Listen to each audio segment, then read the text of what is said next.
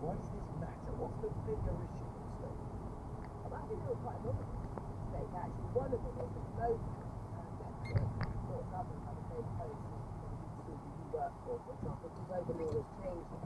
So at the moment, anything, the program is made, and of course, people are saying about this program that essentially they should, it looks like they didn't jump to the hoops that public service broadcasting, for example, broadcasting would have had to jump through to ensure the show doesn't find itself becoming the show that's kind of Netflix is in now, but being at the same time, she is alleged defamation, invasion of privacy, and a lot of kind of most basic duty of care responsibilities that you think about that you don't want one day to find yourself in a program you know is listening, if claims, we're not going to go into sort of hot testimony, but we do know so far that we know something about this.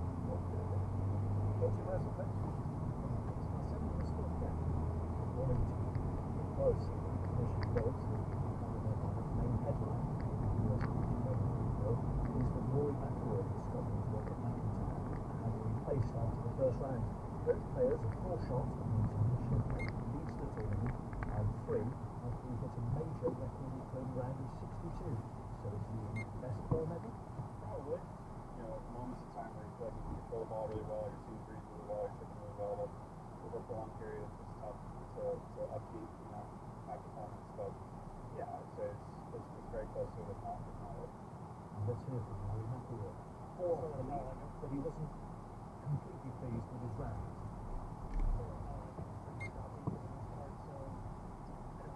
Feel like I left pretty out there. I probably got a lot out of my game. Some good up and downs, chipping sticks. I had a little bit of a scrappy part out in the turn there, but I'm really happy with my play. But happy with the score. I don't know if you saw the clip last night. These were in brilliant form for the 64 nil playoff. It was a fantastic atmosphere. That was the starting point. Great seats at the board, atmosphere again. Second to none. That's all in the support to make this amazing working place, but also especially compared to the controls and team performance. Seeing that half final, counting to the end of the tour, they are so much control of the whole house and the time. So, yes, great night. The other side of the spot. I mentioned that.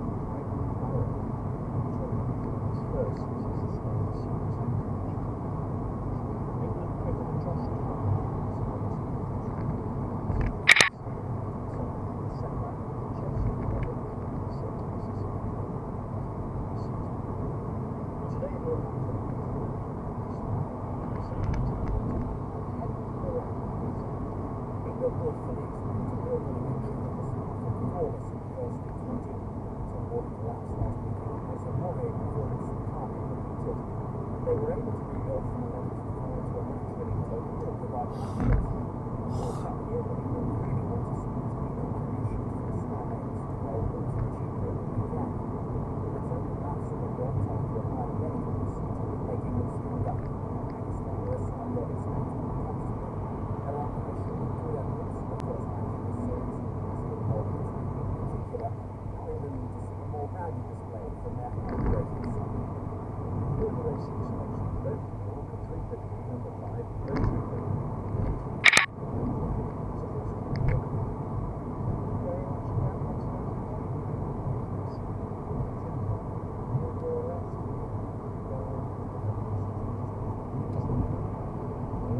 London's average rent is expected to soar to £2,700, 6.9 in London alone, plus to the airport in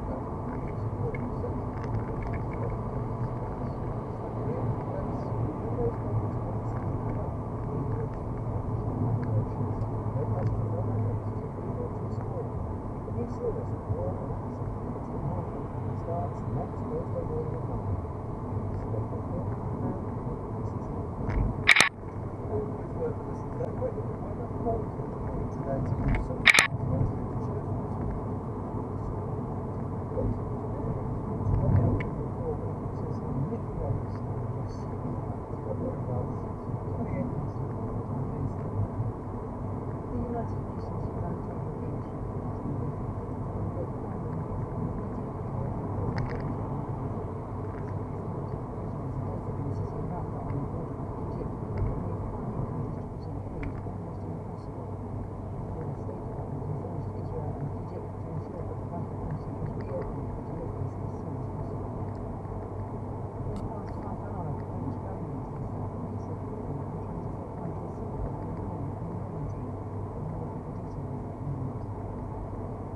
Officials in Russia's global beauty border with Ukraine say a woman and her 4-year-old son have been killed when their car stopped a Ukrainian drone across the border.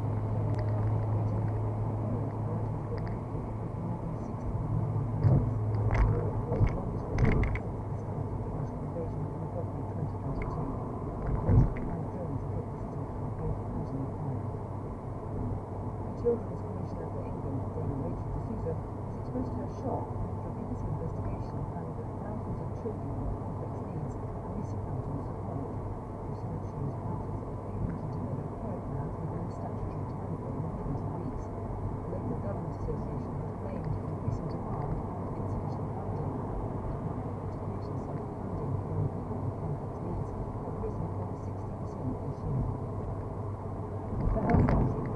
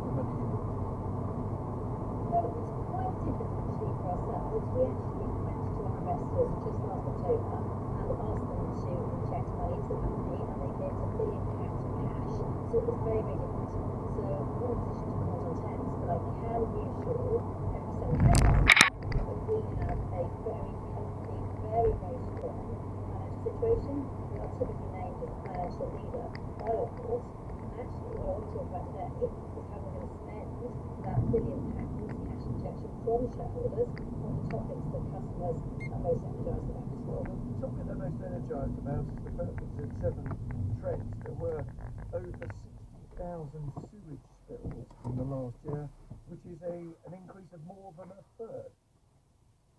So spot on. And I've worked in the sector for 10 years. I live and breathe the company. I live and breathe wanting to do a good job. And knowing that customers are really not happy about our performance in this sewage situation does make me feel good. And that's why today we're announcing that over 900 sites we're going to be investing hundreds of millions of pounds with thousands of new capital solutions all by the end of the year. So we're talking about hundreds of people across ourselves and our supply chain, literally building capital solutions between now and ideally Christmas, possibly going into January, February, funding those sectors where that investor contribution late last year. So you're talking about the investor contribution. Why then are your bills going up by more than a third, by 35% in the next 5 years? So what I'm talking about today is No, but I'm talking to you not just about what you're announcing today, I'm talking to you about what the payers are worried about, which is their bills going up by more than a third in the next 5 years. No, I was going to answer this, and I think you're interested. So, two things. There is the money that's being invested over the next year that doesn't impact customers' bills over that period of time. Bills are preset to the end of 2025. So my announcement today is about spending that invested out. In terms of bills going up between 2025 and 2030, which is your point, then yes, bills, there is a constant discussion point with the regulator about bills going up. Now, to contextualise it though, to give some context, if you just say across the plan, the bill increase between now and 2030 for water companies, across American energy, is actually the same as, say, 3% increase in inflation terms, is the same amount of money as a 30% increase in the water bill.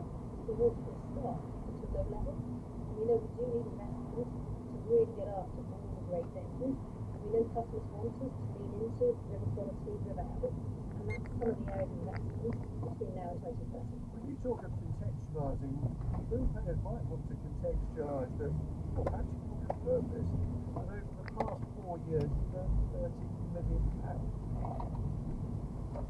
So I think it is a fair question to get into. Are we doing it? Yes, it probably is true. Things related. During that period of time, we've been the best rated company across the East, whether it's by the Environment Agency in terms of best environmental record, whether it's Ofwat in terms of our service performance, whether it's investors contributing cash in. So we've had the second lowest bill in that Hold on a period of second, time. I just read out at the beginning you agree with this as a problem, that the number of sewage spills increased by a third in the last year, and yet you took home £3.2 million. So over the last few years, we've made massive progress on this. So we took the same period of time, your 4-year That's period. not progress, it's going backwards. No, let me answer your four-year question. So over a 4-year period of time, we've improved through that health from where 40% of the contribution is going to be to Severn Trent assets, down to 14%, down to 10% in a year. Over that same period of time, we've actually made major progress as well in terms of sewage overflow spills being reduced. So we had a not great year in the last 12 months, accepted. But if you look over that 4-year period of time, dramatic progress. If you look at the contribution for customers over that period of all the areas that they wanted to work on, there were some really, really outstanding stats. Less ever leakage, less ever supply interruptions, and more capital invested than ever before. So we're investing literally this year alone over £1 billion of capital to really improve everything that customers want us to do. Catherine, thank you for joining us, Severn Trent Chief Executive there. You've got some convincing to do. We were talking to one swimming campaigner who says every time she goes to swim in Shropshire, she has to think whether there's sewage outflows in the water. Brings us to 17 minutes to 8, time to talk for the day. The speaker this morning is Jagbir Juji Jahal, who is Professor of Sikh Studies at the University of Birmingham. Good morning. As I stood in my garden last week, the first thing I noticed was the buzzing of bees as they busily and diligently moved from flower to flower. For me, the sight of bees marked the kind Bees are so vital to our ecosystem that they and other pollinators are increasingly different their activities. Habitat loss, parasites, diseases, and climate change have all contributed to their decline. The UK government's National Bee Unit this month put out a bulletin to beekeepers that noted bee inspectors across England and Wales have observed a decline in food stores for some colonies of bees, following the recent wet weather which meant bees were unable to collect pollen, leaving them weak after the winter. Friends of the Earth reports that the UK has already lost 40 bee species, with another 35 at risk. To raise awareness of pollinators' importance and the threats they pose, the UN designated 20th of May as World Bee Day, aiming to protect pollinators and their habitats for environmental sustainability and food security, particularly in developing countries. Since ancient times, bees have been featured in many religious scriptures. In the Guru Granth Sahib, references to bees are made to highlight interconnectedness and living in harmony with the eternal and all aspects of creation, since the Creator manifests within all forms of life. As Guru Nanak says, "You yourself are the bumblebee, the flower, the fruit, and the tree. You yourself are the water, the desert, the ocean, and the pool. You yourself are the great fish, the tortoise, the cause of causes. Your form cannot be known." Bees symbolize the importance of harmony within nature. Just as bees diligently gather nectar to sustain their hive, Sikhs are encouraged to work tirelessly for the betterment of their community and the world at large. The hive represents the collective consciousness where each individual plays a vital role in the greater whole. Just as the Guru Granth Sahib teaches respect for all creatures, including bees, Sikhs are reminded of their duty to protect the nurture environment, recognizing it as a sacred gift from the divine. There are things we as individuals can do to help bees and other pollinators, such as planting bee-friendly flowers and avoiding the use of pesticides in our gardens.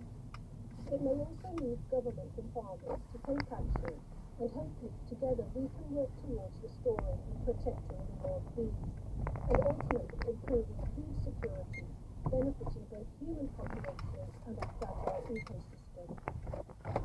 Today with Catherine Hall, it brings us to 40 minutes. Now, we at the Today programme are always looking to welcome new members to our club. But here's one new member who, I confess, took even the best. Hi there, Scarlett Carton, and I'm tickled pink that you're so curious about my UK roots. Can't give away all the secrets just yet. You'll have to tune in to our documentaries later this year to find out all the juicy details. Hey, thank you for having my wonderful niece Jade on the show today. You be sure and listen to her new record. It's good. Yes, that was really good. Talking exclusively to the Today programme ahead of the documentary she's doing on the fact that she has roots knowledge. 100. Mr. Osborne praised the team's clever detective work and a network of well-wishers, but said the hunt goes on for the remaining items. That was our culture editor, Katie Rafford. Thank you very much.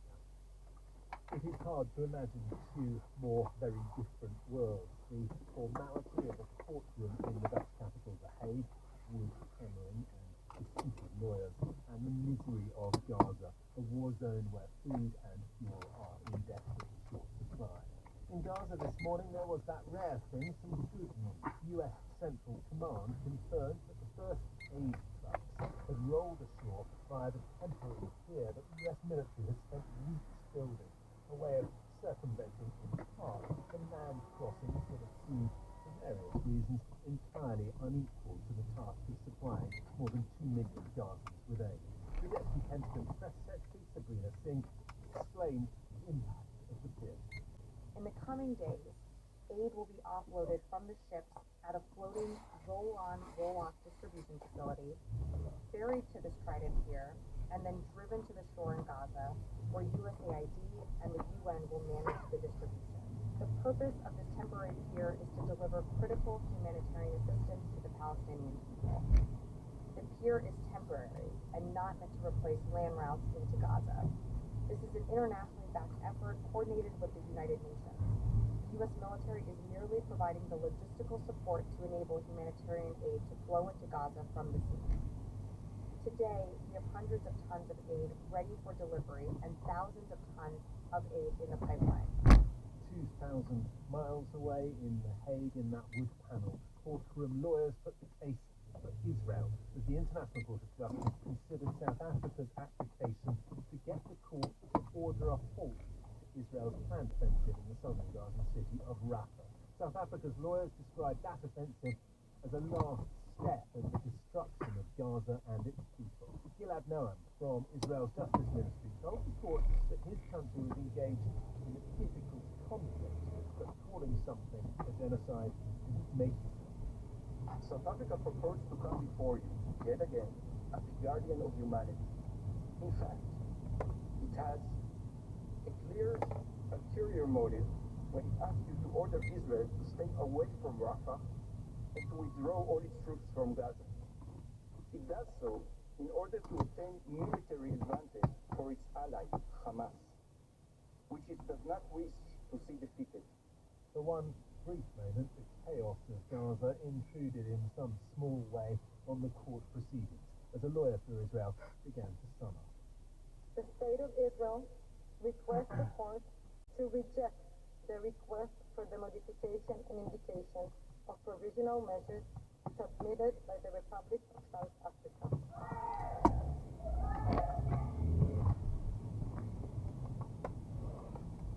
That concludes Israel's presentation. And at that point, that was it. For its part, the Pentagon says hundreds of tons of aid are ready for delivery via the pier, so will it make a difference? Gaza, the UN told the BBC this morning, is almost out of food. Just before we came on air, I spoke to Tess Ingram from the UN's Children's Fund, UNICEF. I asked her what challenges remain despite this new entry point for aid. The biggest challenge we have at the moment, Johnny, is that the two main land access routes into Gaza, Kerem Shalom and Rafah, are inoperable because of the security situation on the ground and the closure of the Rafah crossing, which is creating enormous challenges, even more than before, in getting aid into the Gaza Strip. It's virtually ground our aid operations to a halt, and of most concern there is fuel. Fuel is the lifeblood of what we do in Gaza. It runs hospitals and water systems, and we're really only getting a trickle of fuel in at the moment. That's not enough to sustain the operation. So whilst there is a focus today on this temporary pier that has been built by the military, and again the military is talking about hundreds of tons of aid being ready for delivery, that does not support the kinds of aid that can come through land borders. No, exactly. And we need to make sure that this adds to aid and doesn't replace what has been coming through the land borders. It's so important that we get those land crossings back open because, as we've been saying for a while now, they're the most effective and efficient way to get aid scale. So all aid is welcome, but we need to make sure we can get those land crossings open as soon as we can because, of course, this is a population that remains on the brink of a famine and it's getting worse by the day. What about once it's crossed its side? What are the challenges? Well, it remains really unsafe. I was in Gaza a few weeks ago. I was part of a convoy that was shot at. Of course, we know that colleagues continue to be killed on the ground. And recently, this week, we lost more UN colleagues. So the situation for moving aid remains difficult and dangerous. And of course, at the end of the day, that affects the women and children of Gaza because we cannot get food to them, water to them, shelter to them safely. And what about getting aid to the land border itself, to the crossing itself? Because we've seen this week about assaults on some of the convoys travelling through the West Bank, assaults by separatist right-wingers on those convoys. Is that now turning into an issue in itself? Yeah, we know that we've struggled to get aid in at scale for various reasons, one being due to disruptions, sometimes at these crossing points, but also because of the slow and complex screening process at these crossings. So it really is death by a thousand cuts, Johnny. We can't get the trucks in. When we get them in, it's difficult to move them around. We're not getting the safety assurances that we need. Women and children are suffering as a result. And this has to be unacceptable to the world. Not only are we looking at a Rafah offensive that could take thousands more lives quickly, but we're also looking at a preventable humanitarian crisis. Presumably the pier today some hope, even if, as you say, it is not enough to supply the people of Gaza.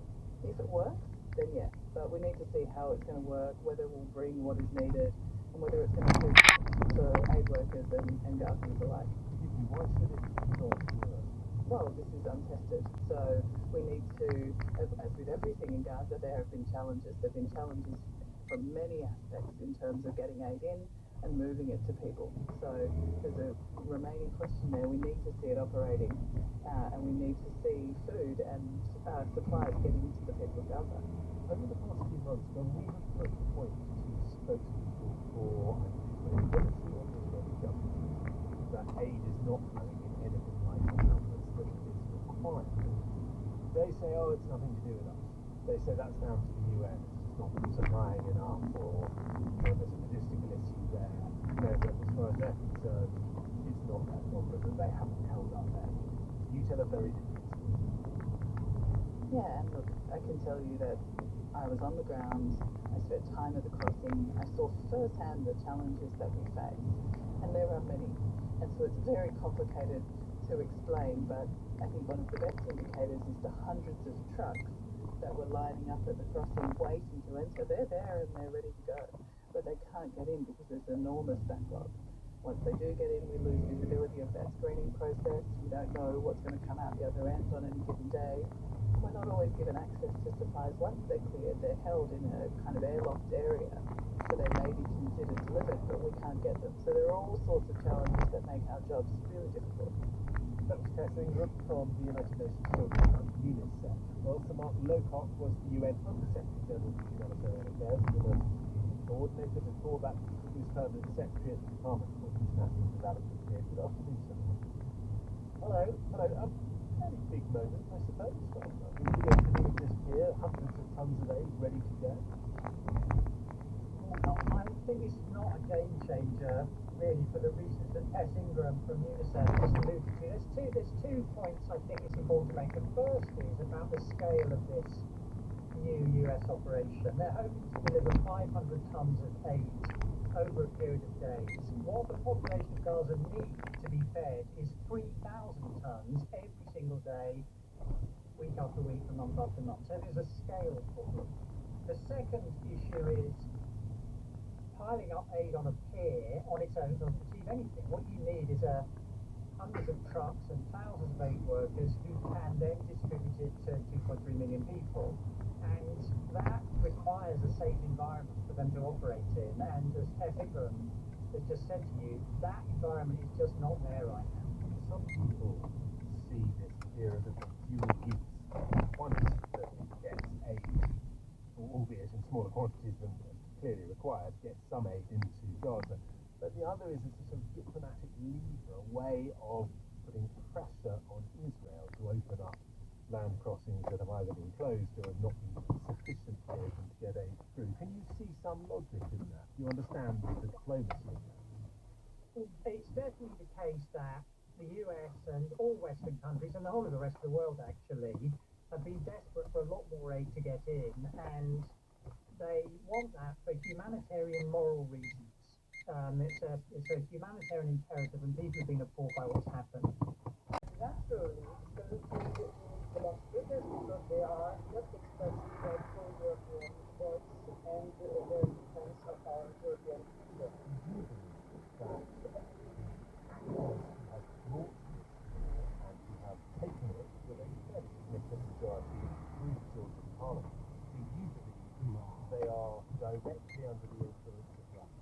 Well, to say something like that, we would have to have this theory. We never have this circumstances. Facts that we have are the fact that this is a country that is not going to say that the conspiracy theories that they are promoting these days is the same.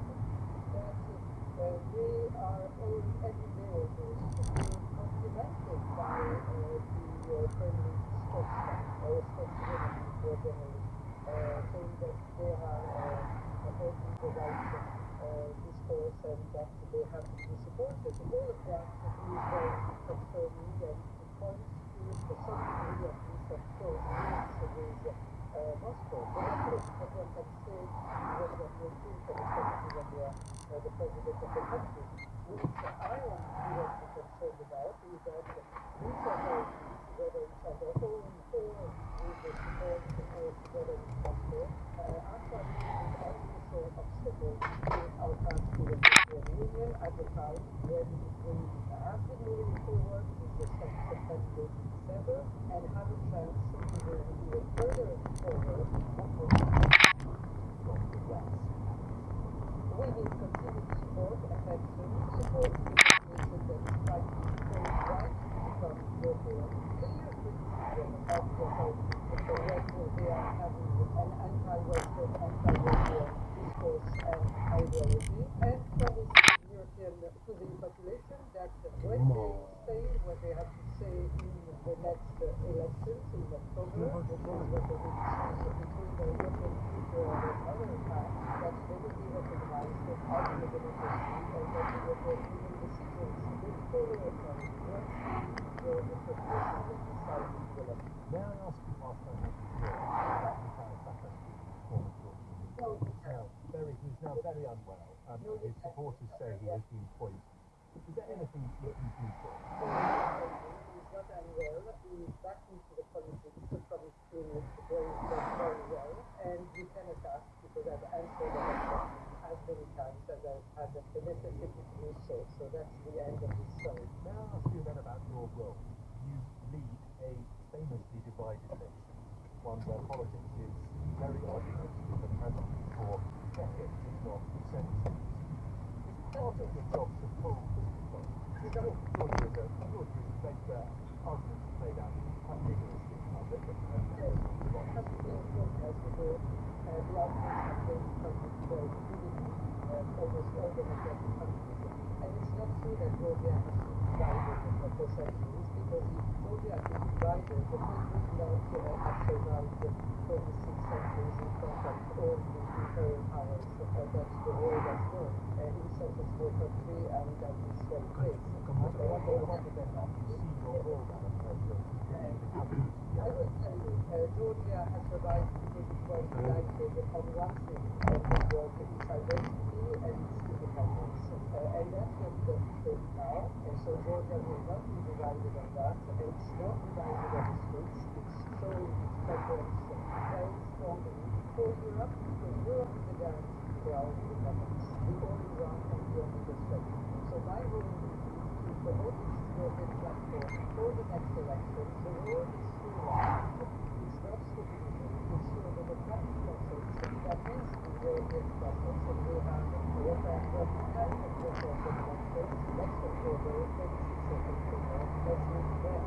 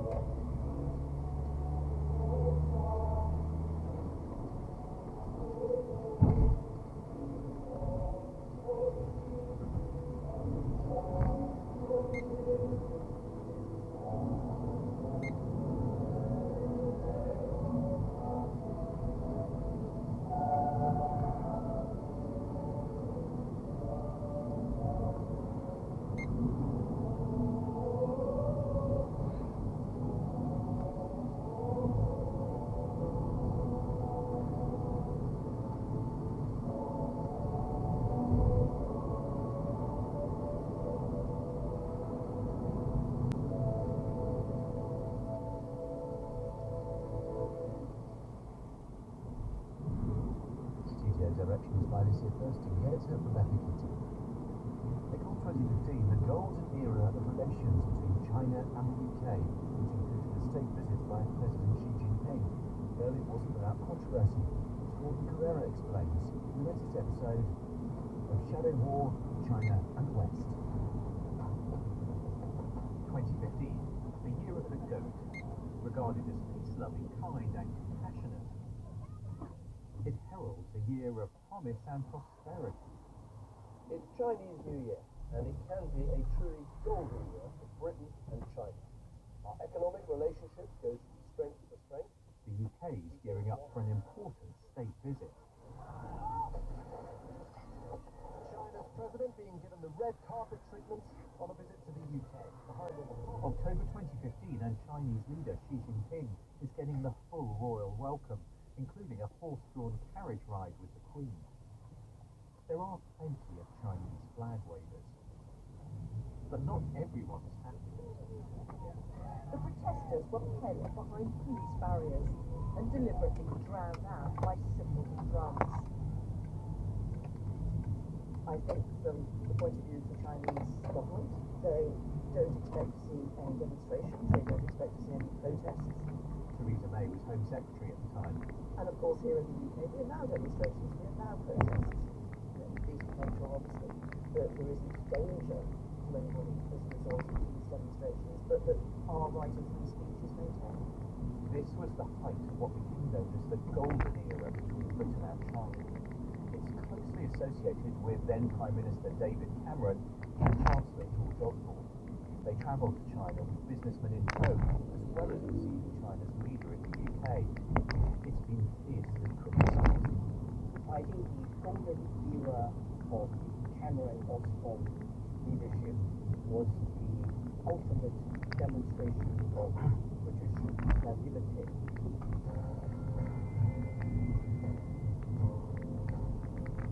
The history of this period and continuing arguments over its legacy tells a lot about a key question. How should political leaders engage with China and its growing power? I'm Gordon Carrera, and from BBC Radio 4, this is Shadow, China and the West.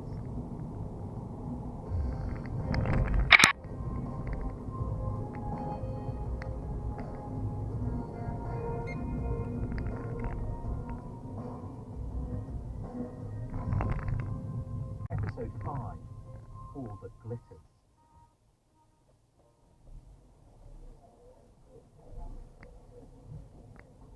With an army of photographers in tow, David Cameron has taken his guest, President Xi Jinping, to his local pub near his official residence, Chequers, for a quiet pint. The pub was later bought by a Chinese company. Pathetic. I mean, absolutely pathetic. Not everyone was impressed. Chris Patten, the last governor of Hong Kong. David Cameron introducing Xi Jinping to his pub near Chequers with a warm pint of beer. For what?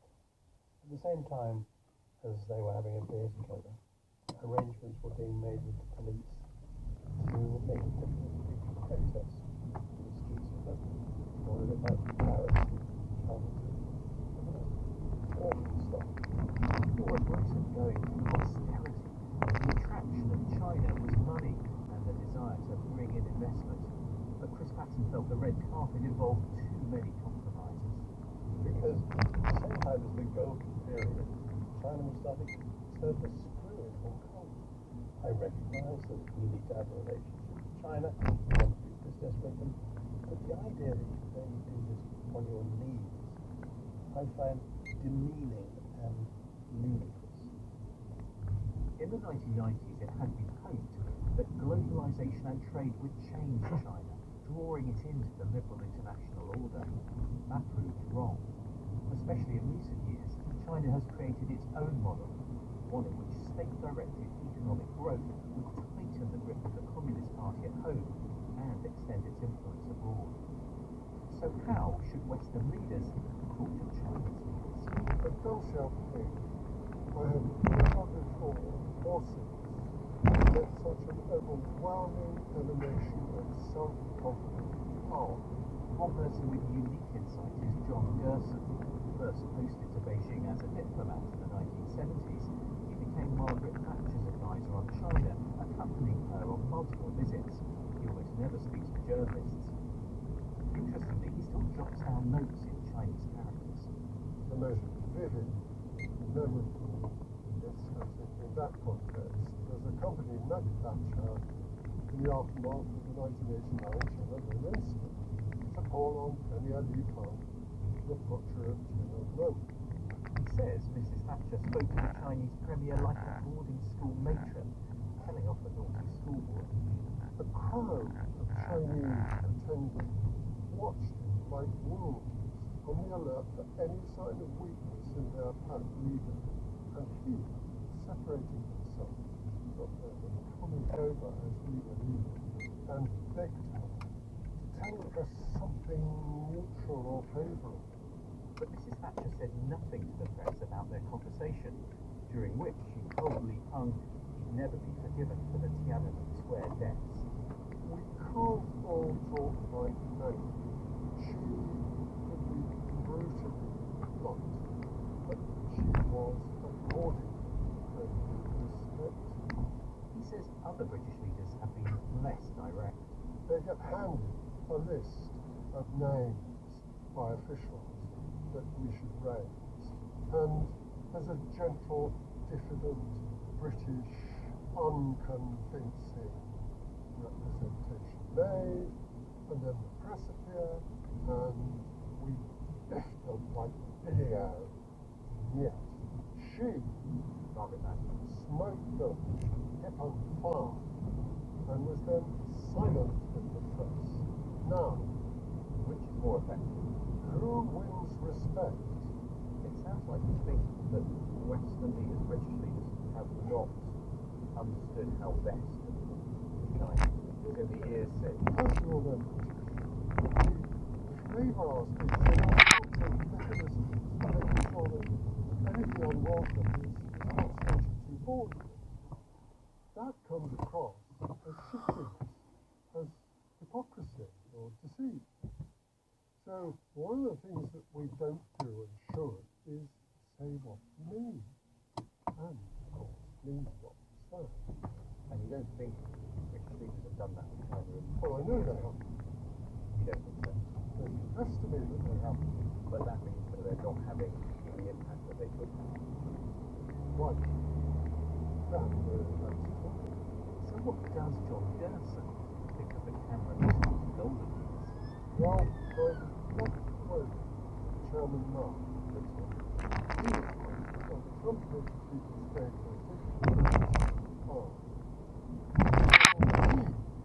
fart, which New China News Agency termed the final translation of a clever little windy nonsense. We wanted to talk to David Cameron, not just about this period, but also policy on China now, given he's currently Foreign Secretary. However, he was unavailable for interview. I did speak to the former Chancellor, George Osborne, though. We met at the London office of the private bank where he now works. I went as a student, backpacked round not just Beijing and Shanghai, but the more rural bits of China. Travelled to places like Wuhan. Amidst all the warnings about China's spying and stealing of secrets, George Osborne argues you still have to work with the country. Well, you have to deal with the realities as they are, not how we would wish them to be. China is a very large, very powerful, very rich country. And yes, it uses its power and its influence to spy on countries and extend its influence. We should be used to that. And I think Western countries have been doing it for a long time. Of course, its values are ones, or at least the proposed Communist Party's values are ones we don't support. There are abuses of human rights that we find completely unacceptable, and bullying behaviour we don't approve of. But you're still left with the question of how do you counter that influence? But the perception was that it became about prioritising investment over security, that that's what the golden period was about. See, I don't really accept at all this paradigm to choose between economic partnership with China or the security confrontation with China. Because I think fundamentally we face a question with China, given its size, given the fact it's such a big part of the global economy. Good. A critical Chris Mass and your Gardener's Question Time panel.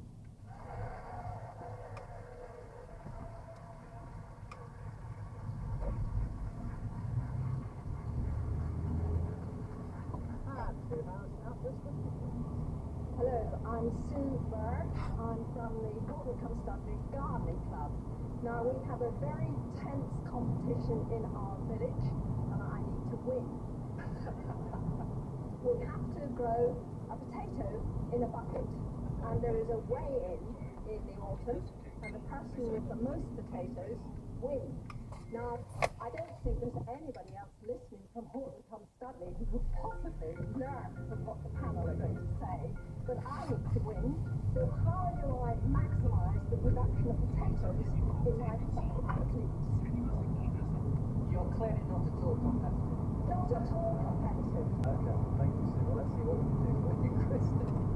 Look, the decent sport is something like this. It's like taking away the ball, like they have to go at each other.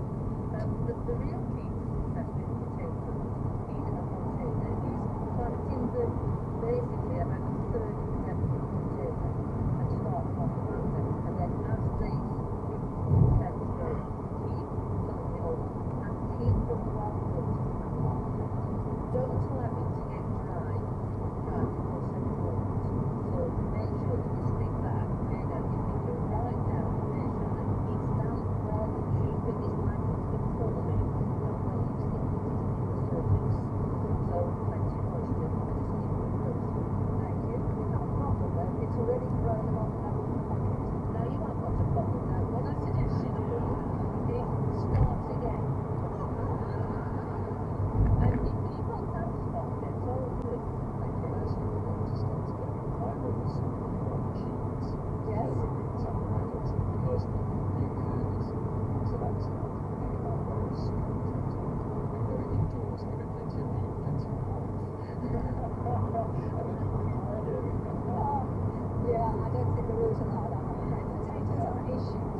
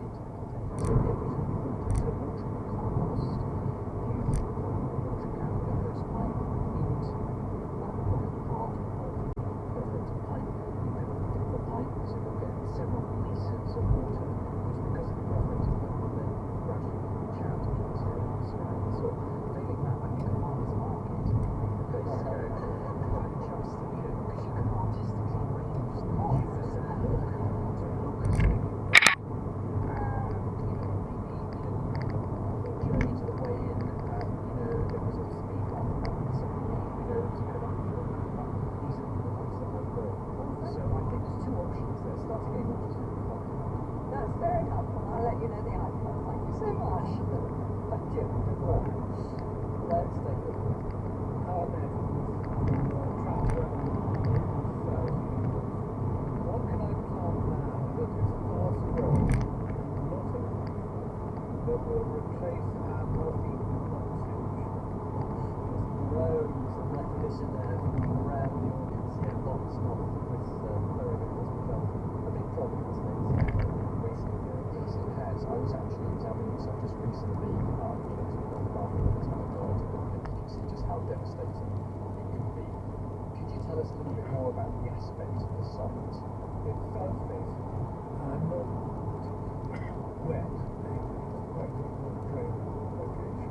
Okay, I would take advantage of those wonderful conditions. So south-facing and well-drained means that you can grow something that likes lots of warmth. And I'm wondering about actually a hibiscus here. You could grow several of those and it would be really impactful.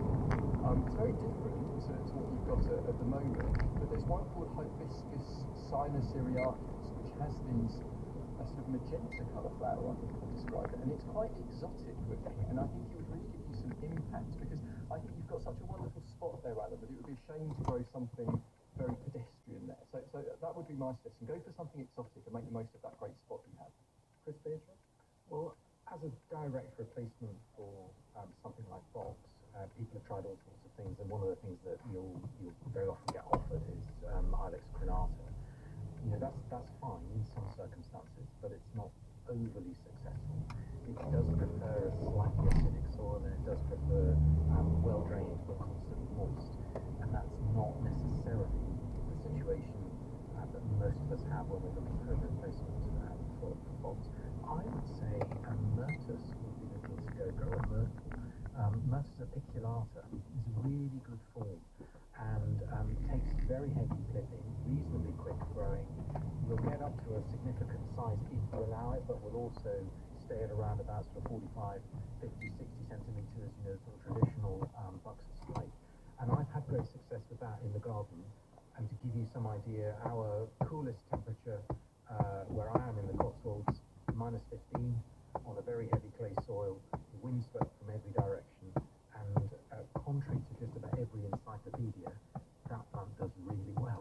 So I would suggest Myrtus. And keep a slightly unusual feel going with some of the Lucas Burnhams. They're doing remarkably well at trials at Wisley. The Tupriums would do well, and the Silver Ponies being particularly attractive. And interestingly, some of the dwarf rhododendrons that are on dwarf rooting stocks can make a fantastic hedge. Clip immediately after firing, and they keep their habits. A lot of them do go for green and white that will tolerate alkaline soil up to pH 8.5. So it's worth looking at some of those dwarfer, newer rhododendron species. I hope it's around. Well, for choice, Alan. That's great. Hope it works well. Thank you. Over here then. So I'm Lucy Smith, Islington in Oxford, and I was just wondering if there's a way to avoid these strokes. So, a bit of a disaster like Brussels last year. But you're not keen to bring it in. Yes, yeah. Well, I use Neotrons. At least they have a happy ending. But it's not quite what you're Yeah, when you say they took these sprouts, are you talking about young plants, very young plants? All I'm questioning is it's very unusual for slugs to annihilate sprouts. And I'm did you see them on the map? Yeah. Lots of them. Yeah. It's very interesting. I don't like sprouts. I'll put it down to the slow and would that be what it was? Or I'd be very surprised if it Yeah, was yeah. that way. I mean, slugs don't normally go for massacres once they're established. So that's why I'm just questioning this. Was there plenty of slime around?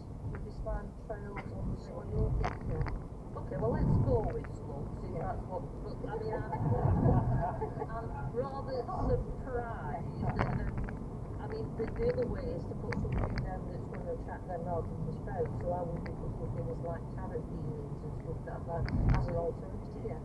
And just keep them well fed that way. And then you can feed them up and do whatever you like with them. But I'm surprised that you're not going to do Brussels sprouts. Can I look at them? Sorry. No, I was just going to say, I'm interested to know why you don't want to kill them, because every other person in the room is very happy. Okay, so you just don't want to needlessly allow them to work really. Can I suggest that you get some chickens?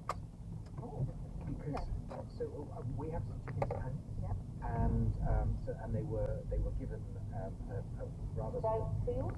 well. Yeah, but they turned up the nose of the sprouts because generally, did you know they don't eat brassicas? Did you know that? Really? Yeah. Have I heard that? Somewhere. I can't remember where I heard that. No, can I imagine where you heard that? So what we've done is just to let the principle that we've used is using largely herbaceous plants, some grasses, some ferns and bulbous, and the occasional smattering of trees and shrubs just to elevate and give us a little bit of punctuation through the border. But I suppose the big difference is what we're attempting to do here, traditional is that we're not going for those big extravagant scallops of shape where one plant stood in one spot before it's rolled and died back and another one took over somewhere else. We are mixing plants together and creating a robust fuse. So we've got 5, 6, 7 plants all piled on top of one another, working together as a cohesive community, so that as one is just past its best, another one is just coming to its best. So there has to be a kind of mutual understanding of the plant material, because there should be no mistaking. Density means there should be no weeding, there should be no feeding, because essentially harvesting the herbaceous material from the surface of the border at the end of the season, composting, and then putting it back on at the beginning of the season.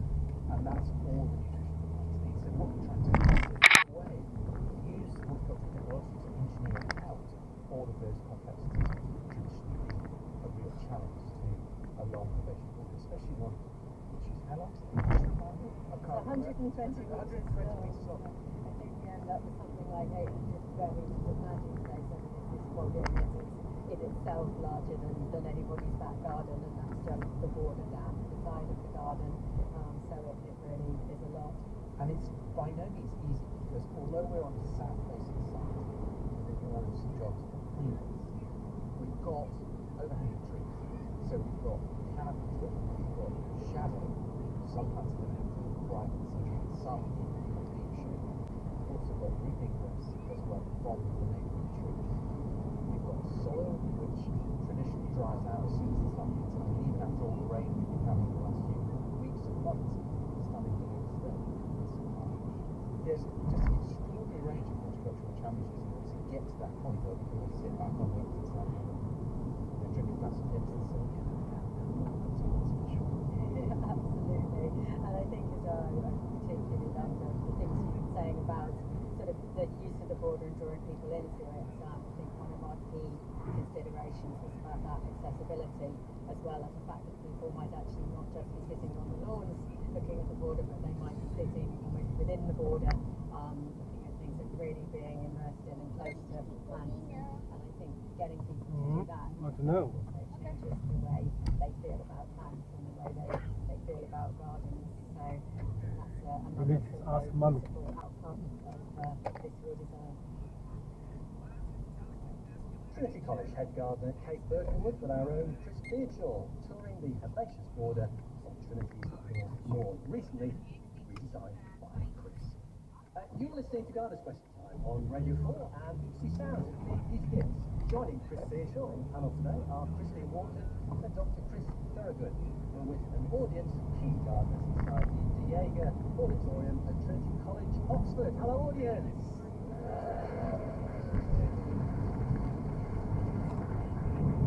And what's your new house car next, Chris? I'm listening to report from your political health society. My peach tree has died. What do I think? Well, it's a windy, sunny spot in our soil. I already have a violet, magnolia and cherry, and I'd like some scent and some colour. Okay, are you thinking a little tree or A tall shrub or not a fruit tree. Very much key part. Chris Thorogood?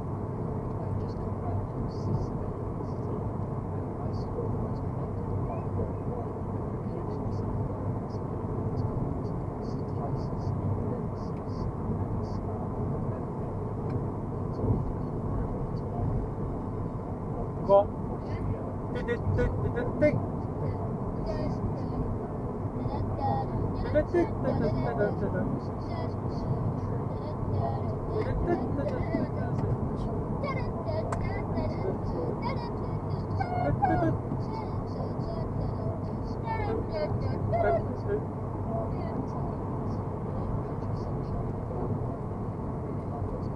Music.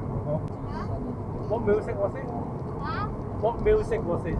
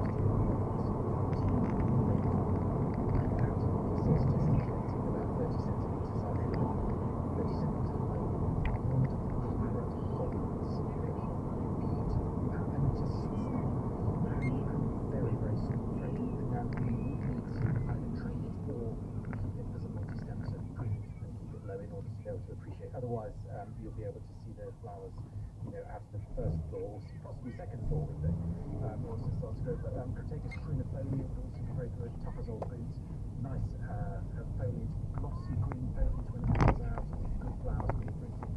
And I wouldn't ignore the pears either. Pyroshanticleer, almost the first of the blossoming fruits in the UK. Pyroshanticleer, pure white blossom, very hardy, very tough, pretty at all sorts of sizes.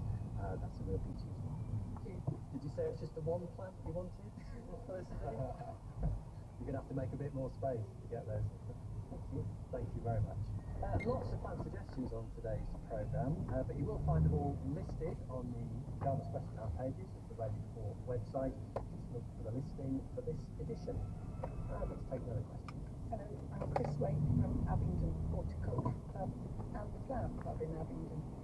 Would you recommend the use of coir, coconut fibre, and where would you use it? How would you use it?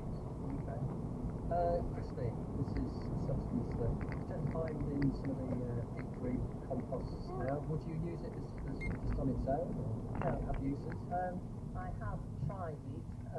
I find it sits too wet with me, and I haven't managed to keep the moisture levels correct. It's a byproduct of the coconut industry. It comes from that part of the world, so there's implications associated with travel and all of that, whether it's sustainable or not. You could mix it in with your hanging basket compost, you could mix it in with your over compost. Some people use it as a mulch, but I find that it sits wet and that would worry me a bit. I'm not a great fan for certain points, to be honest. Okay. Chris, do you find a use for it in the botanic gardens? Yeah, we have experimented with it, Chris, and like you suggested, we've used it as a substitute for peat, and so we've done lots of trials in the past, right, particularly carnivorous plants. They're a real challenge because you can't grow them in ordinary compost, and going peat-free is not straightforward for growing specialist plants such as those. So we have done trials. I think really it does depend on the plant, and it requires a little bit of patience and trial and error, I would say. So similar to Christine, I wouldn't say it's straightforward to substitute, but I think it's the right thing to be looking at alternatives to unsustainable things. So I applaud the question. Thank you. I think one of the things about coir is that it does stay very wet during the winter, but it dries out faster than you can believe during the summer. And so it makes managing the compost actually really difficult. And Okay. the crocodile was jumping up and he was trying to fix it up. And so we saw it come towards us again. And yet as it came back, it was a bit far and then we dragged her away from it. So I'm leaving in the water at the time. So I'm trying to keep her head above water because she's already drowned.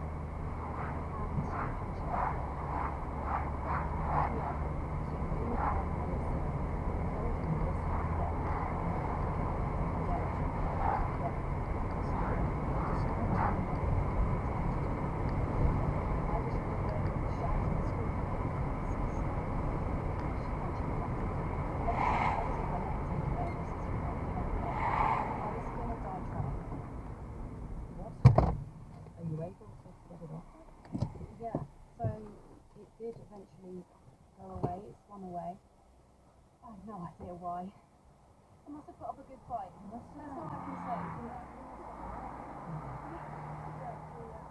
I was so exhausted that I was dragging Melissa away. I dragged heavily away from me a little bit. Mercifully, tried to come to our rooms, and that's when the crocodile came back. And I just remember thinking, not again. A third time. Not again. Honestly, that's what I thought. Like, you've got to be kidding me. How? I don't know.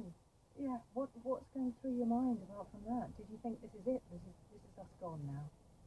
I felt completely alone in that moment, and I think I just went into this bubble of survival. I can't really explain it other than just everything around me was like a blur. Probably Because I was in time, right? Yeah, it was like time froze. I was so solely focused on trying to save Melissa that nothing else that was going on around me I was aware of. It's strange hearing it being said about you when you were then at the pub. Yeah, it really is. I mean, I can't believe what she went through to save my life. It's incredible. The resilience in that moment to make sure that you kept me alive and you kept me with you is amazing. The crocodile has come back for a third time. Does it go for Melissa again? So when it came back, it bit Melissa on the glutes and it death rolled her.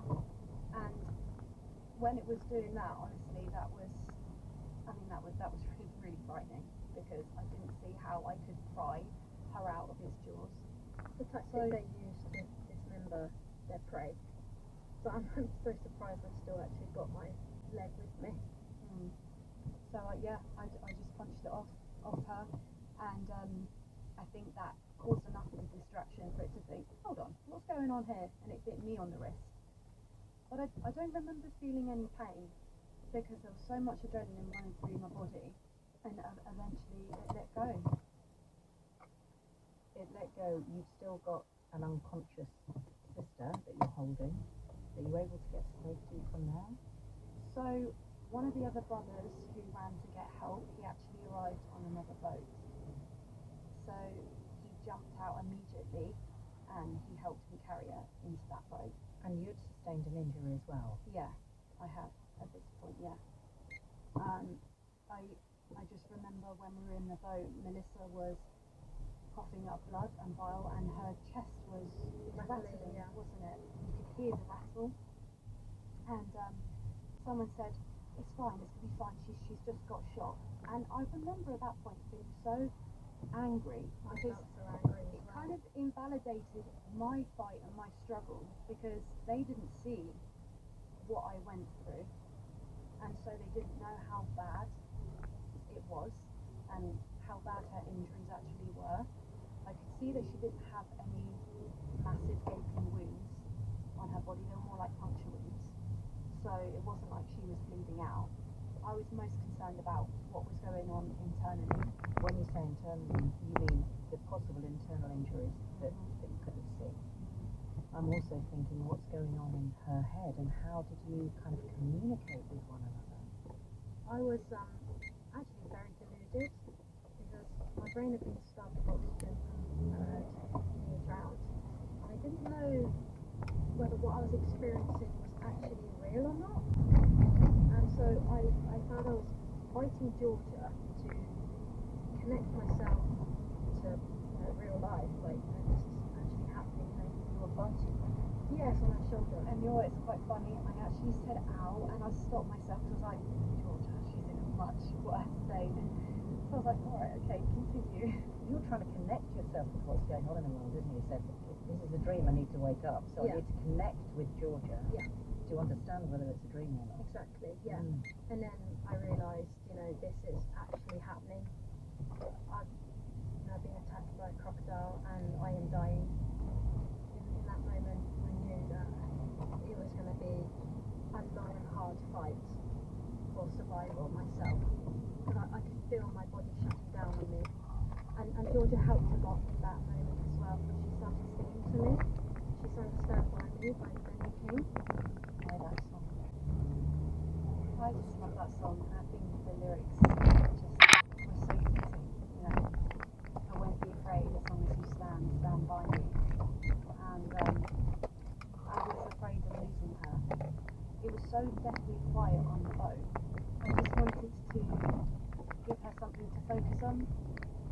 So I just wanted to sing to her because I thought that it would be comforting. It was. The song Don't Worry About a Thing as well. Birth Bob Marley, and just loop with that over and over and over again. The little thing's going to be right.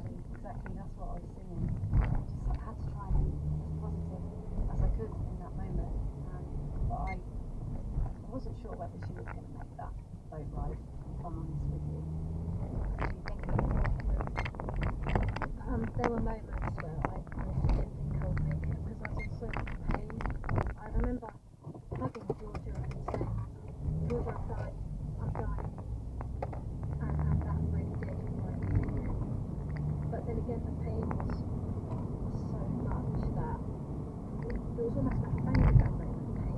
it kept me going, and I knew it symbolised like my life at risk, and I didn't want to lose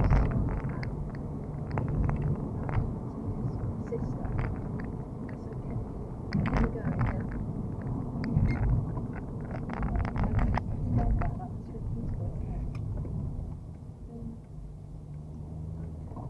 What's it like hearing us saying those things? I'm so proud of you. I'm so proud of your fight for life. I'm in awe of it, of your strength. I knew my fight was over, but I knew Melissa's was just beginning. And I was willing with everything that I had in me for her to keep going, to not let go. And you didn't. I couldn't. I just couldn't. When you both got to hospital, what happened then? Were you sort of separated? Did you know what was going on with one another? So I remember finally getting to hospital and seeing a team of nurses and doctors and feeling relief that I'm going to be okay, but little did I know that my condition was actually really serious. And Georgia, you had signed permission for Melissa to be placed into an induced coma, so you were very aware of the extent of her. Yeah, so I remember being called into the room with the doctor, and he was just explaining the things that he was concerned about. So he said, the least thing we're concerned about is the open fracture. She has a very complicated open fracture on her wrist. Secondly, we're concerned about what's going on in her abdomen, so they'll probably have to do an emergency laparotomy for that. But they were really concerned about the fluid in her lungs, and they said, we're going to need you to sign the paperwork to put into an induced coma because her breathing has deteriorated now. It's very serious. So that's when I made the very difficult call to my parents at 4 a.m. What was that phone call like? I guess I was just completely detached from myself and from how I felt. I was just on autopilot. I do remember feeling a bit like I failed, though. Because we were off on this trip of a lifetime, and had to call them up because we were in a really bad place. I felt like that we'd messed up somehow. I mean, it's silly, isn't it? Because I'd essentially done everything that in my power to keep her alive, but I still felt like it was our fault. So I had a lot of guilt. You were told to do a mistake. Yeah. And it wasn't. By the sounds of it, such a great system. And so when you were eventually released from hospital, I guess that's a huge amount to process, isn't it? A huge amount to think about. Melissa, how were you? So I spent 12 days in hospital recovering, and everything just felt really strange. It's just hard, I guess. Yeah, well there's such a lot of gaps for you, and that must be really difficult because you're trying to paint a picture when you're unconscious for a lot of the time, highly traumatic, really difficult to remember, I imagine, what had gone on. Yeah. So actually, when I did wake up from the coma, Georgia came and saw me, and we had a bit of an argument, or I was starting an argument with Georgia. So I said, why weren't you here by my side when I woke up? She said, I have been by your side. I said, it's Sunday. She said, no it's not, it's Thursday. I said, no, you've been in a coma. I can't believe her. I'm really confused. That's been quite a lonely time for you as well, Georgia, while you're waiting. Yeah, I mean, we had slightly different experiences in hospital. I remember the first night, it took a few hours for the gravity of what happened to hit me because my body was just running on adrenaline. And once that had worn down, I do remember crying myself to sleep. It was a very, very hectic experience. When I woke up in the morning, there were 3 international news teams outside my bedroom, and it was all so much so soon. Yeah, it sounds it. Your parents have come out, by that stage, and then you flew back with them to UK in July. Melissa, you spent a further 5 days in hospital because there were complications. Where were you both emotionally? What was going on with Georgia? So when we got back, it just felt bizarre.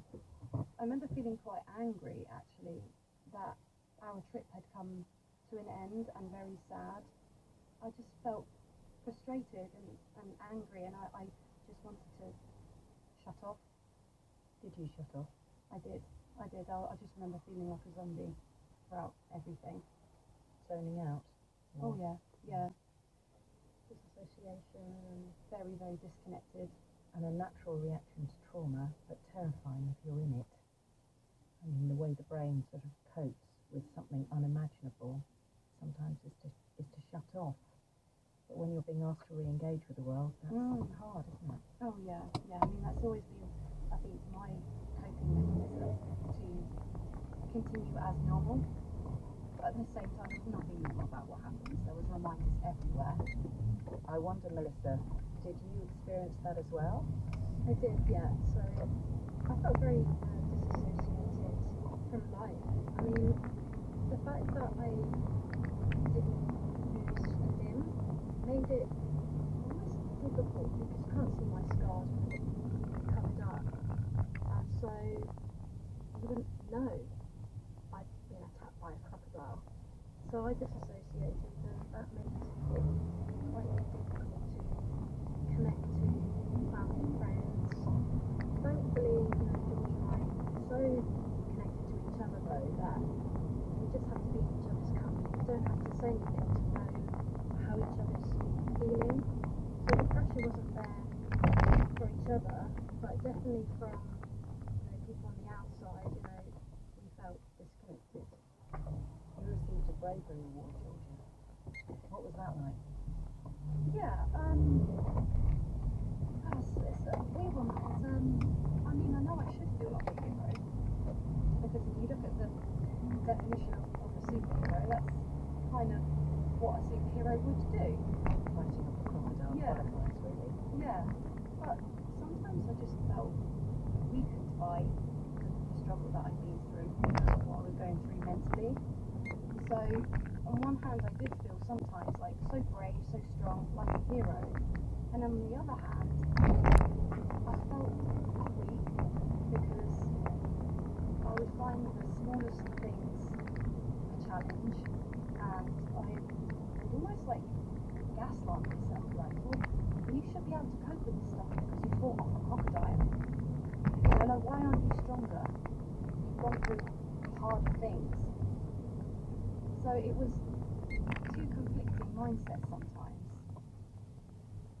I have really struggled with my mental health, to be honest. And we're still trying to figure it out, the best way towards healing. One of the ways you are trying to cope and process and work on strengthening your recovery is going back into the water. It's a necessity for me. I need to get better with that because I love swimming. I don't want to limit my life in that way. I want to be able to enjoy going to the beach with friends, to the lake, or if we go travelling again, going to a lagoon, seeing the bioluminescence. And I think that's the reason why I had this idea of doing a swim, because I wanted to give myself a challenge. I need to give ourselves a challenge because we've been stuck in survival mode for so long, and I think it's going to be really 你係咪要用呢個？係咪入呢個 YouTube 啊？你係咪要 log in YouTube 啊？ Which you're going to be doing this summer, which is 13 kilometers. Yeah, so it's just over 8 miles. I mean, that's just getting back into the water. That is some difficult task. How are you feeling about it, and why did you choose that? Bye-bye. Like I said, we want to give ourselves a challenge, but more than a physical challenge, a mental challenge. That's the one thing that we want to accomplish and make it our strength. Yeah. After the crocodile attack, I had a lot of people say, you're so strong and inspiring for what you did, but I want there to be more to my story than just being survivors of this crocodile attack. I feel like it's not necessarily what happens to you, but how you bounce back that And at the moment, obviously, I know what we did for each other was very special, but I feel like I want to be more special. You know what I mean? I do. Like, I want to give back. I want to be bigger than just what happens to us, and use it as a positive thing to help other people. And you're both smiling as she said that. What does it mean to you, Melissa, to be facing this challenge together? Will you be swimming together? Yeah, so we have this idea to attach a thin line between us. We want it to be symbolic, you know, that we are stuck together through thick and thin, and that we're going to do this challenge and make it worthwhile for a good cause. And what will it be like to share that experience together, doing the Thames Marathon, where you know stuff is going to come up or might come up? Melissa, what's it like to be doing it? It's so special. You know, it's going to be a journey that I'm so grateful we're undertaking, because it's the next part of our story, especially in terms of healing. She will be my strength to keep going when I feel tired, because I've been there before. I felt tired and exhausted, but Melissa really was my strength to keep fighting and to keep going. I know Melissa will be my little pocket of strength. That's so nice. Yeah, you're my determination to keep going in life and in this swim. For both of us, we both have each other to thank for our lives. Thank you so much, Georgia and Melissa Lowry. And good luck. Thank you. Let us know how it goes. Thank you. Don't forget, you can catch up with all our amazing guests by subscribing to Life Changing on BBC Sounds. If you have a story to share, do email us. We're at lifechanging@bbc.co.uk.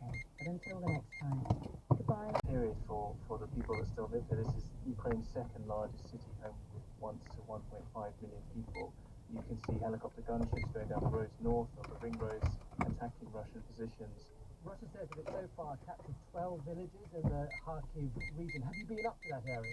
Yes, I've been in Vovchansk, the largest town on the border with Russia. It was home to 80,000 people, and that is just being pulverized into oblivion at the moment. The Russians are in the northernmost streets of Vovchansk, and I was with police who were evacuating systems and missiles that Ukraine needs.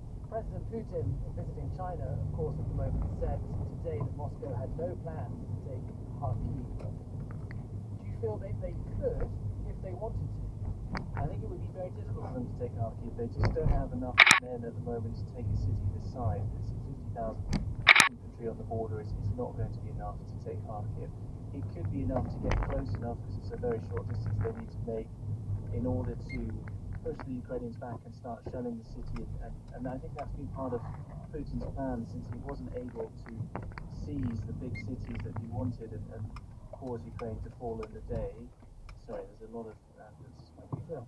He's trying to destroy Ukraine as a nation. He's made that clear.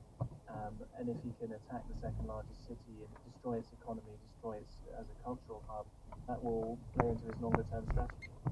That was Max Tucker from The Times speaking to me from Kharkiv. General Sir Richard Barons is former commander of Joint Forces Command, one of the 6 chiefs of staff leading the UK Armed Forces until April 2016, and joins us now. What begins at Manifest on Backwards. Do you think that the whole idea of zoos is problematic in 2024, keeping animals that should be roaming, flying, swimming free behind glass and bars for the viewing, paying public? Not at all. Zoos in Ukraine have a really important role to play in society and for the species that they care for and their habitat. Without Ukraine, we wouldn't have zoos where a lot of species brought back from extinction and a lot of habitat for these species in the wild. That was Melanie Griffiths from the European Association of Zoos and Aquaria.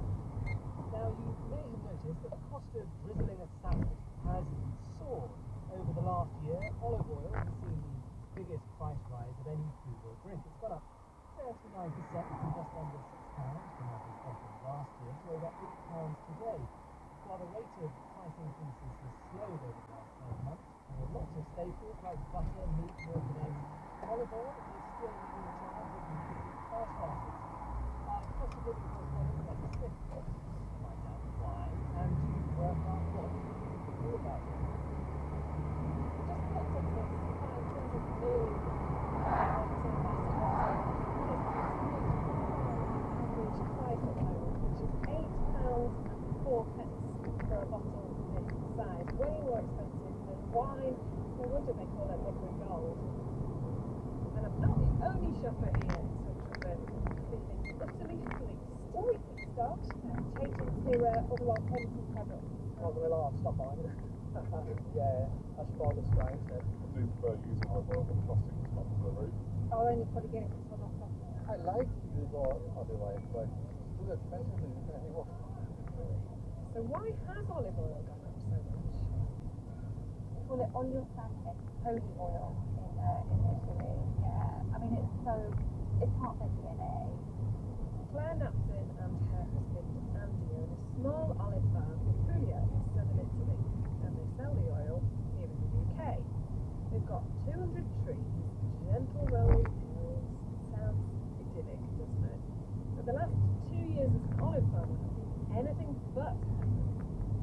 Talk to me about the weather.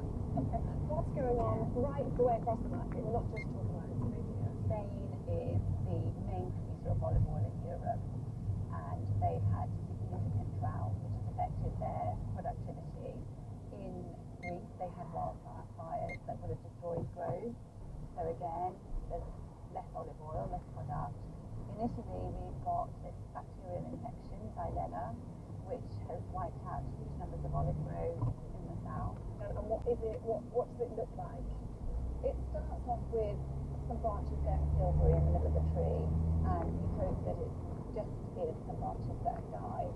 If it starts spreading, you know that your tree has been infected, and likely your whole grove will eventually be wiped out. It's heartbreaking. We've had to invest in saplings of a variety that are more resistant to Xylella. And replacing a whole olive grove doesn't come cheap. The price of all their farming basics has gone up too, nets, petrol, tins, all that crucial kit. And they've been hit by extra charges since Brexit.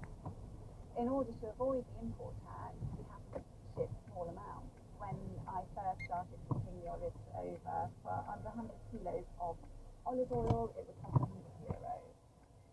It's now €210 to ship the same amount, so it's more than doubled. What can people do if they're facing these high charges? You know, is it a case of using olive oil a bit more as a garnish rather than as a base of your cooking? Yes, you don't necessarily have to cook with it if that's the way that you want to reduce your costs. You could buy a virgin olive oil or just an olive oil that's using an oil that's been extracted using heat, let's say. But the health benefits are becoming more widely known, and it really is what's been described as a food medicine. Really, really good for you. Yeah, it's interesting, isn't it? And that's the balance people are facing. They kind of want that health kick, but it's hard at this price. It is, yeah. Letta Smith reporting. Time now to join Alex Forsyth and hear about tonight's Any Questions. Hi, Alex, where are you? Hello, good evening, Ben. Well, we certainly picked the day to be in the Cotswolds. This has been a glorious afternoon here in Tetbury, which is the Gloucestershire town that's our location for this evening's programme. Our venue is a Victorian railway building converted into an art centre, the Tetbury Goods Shed.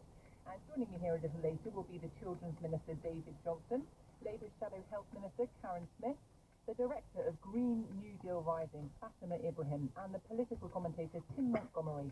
We're in the hands of our audience when it comes to what we discuss, but I do hope you can join us for the conversation. We will be live at 8 p.m. Thanks very much, Alex. You're listening to PM. It's just gone 5:30, and Vicky Alice is here with the PM headlines. Vladimir Putin has said there are no plans for now for Russian troops to capture the Ukrainian city of Kharkiv. Russia has been making advances in the northeastern region since last Friday. President Putin said his forces were creating a buffer zone to protect Russian north regions. The Israeli army says it recovered bodies of more hostages from Gaza and said they were killed by Hamas during the attack on the Nova festival last October. Their corpses taken to Gaza. Israel believes about 130 hostages are still in the territory. American officials say the first aid shipment they delivered using a rebuilt pier off Gaza should more than land crossings in Gaza need to open urgently and sending help by sea is no substitute. Local authorities say an attack on a synagogue in the northern city of Rouen this morning was carried out by an Algerian man who was due to be expelled from the country. The man was shot dead by police after he set fire to the building and tried to attack officers with a knife. No one else was injured. The Chancellor, Jeremy Hunt, said the government would like to cut national insurance again before the general election if it can afford to, rather than preventing London from trying to guarantee insurance cuts, saying that responsible. The UK Health Security Agency says the number of confirmed cases of gross diabetes in South Devon has doubled to 46. Around 16,000 households and businesses in Brixton have been told not to use their tap water without boiling and cooling it first after a microscopic parasite was found in supplies. And the world's number one men's golfer, Scotty Scheffler, has been charged with assaulting a police officer outside the Valhalla course in Kentucky, where he's playing in the US PGA Championship. Scheffler was handcuffed and taken away in a police car, but released in time for his round. The American has described the situation as a big misunderstanding about traffic control measures. Thank you very much for that. For the people of Gaza, desperately in need of food and fuel, there is finally some hopeful news. US Central Command confirmed that its temporary pier is now up and running, and the first aid trucks began moving ashore this morning. And this afternoon, the UK government confirmed aid has been successfully delivered to the Gaza shore. In the coming days, around 500 tons of aid is expected to enter Gaza, although the UN has warned that a maritime corridor is no replacement for the land routes in. Aid deliveries to the territory have slowed down since Israeli forces took control of the Gaza side of the Rafah crossing last week. The World Food Programme will take the lead distributing the food brought ashore, a difficult and dangerous task. Well, James Landern is our diplomatic correspondent and is with me in the studio. James, is this actually going to make a difference? It will make a difference, but everybody says it will not be decisive. Look, all the NGOs, the United Nations say that this Gaza needs at least 500 tons there. The Americans say that once this new floating platform gets up and running, they'll get to about 90 trucks a day at most, when it's running perfectly, 150 trucks a day. So it is additional rather than something that's actually going to transport. The other thing to remember is this aid is moving from the north, so it's not at the moment going to be immediately south or east. Obviously, countries like the US, the UK are countries today celebrating it as a big step. Is it manifestation of a failure to persuade Israel to open up the other aid crossings? Yes, in many ways it is, because if you think about it, just 20 odd miles to the north, perfectly good port called Ashdod, that has this wonderful pier made out of stone and concrete. None of them needs to be floated. In fact, this is in Ashdod where some of this floating content were actually laid.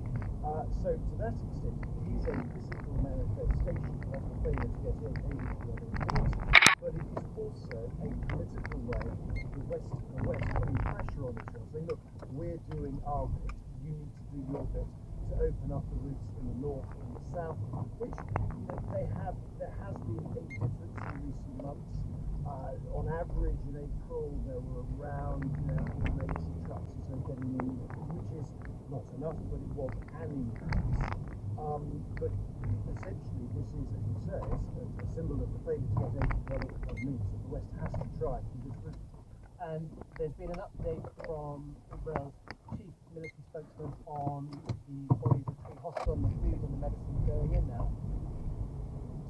I mean, this is one of the primary concerns that we have, which is the protection of civilians and protection of humanitarian workers, and the assurances from all parties to the conflict that our ability to move the humanitarian supplies within the Gaza Strip would be guaranteed.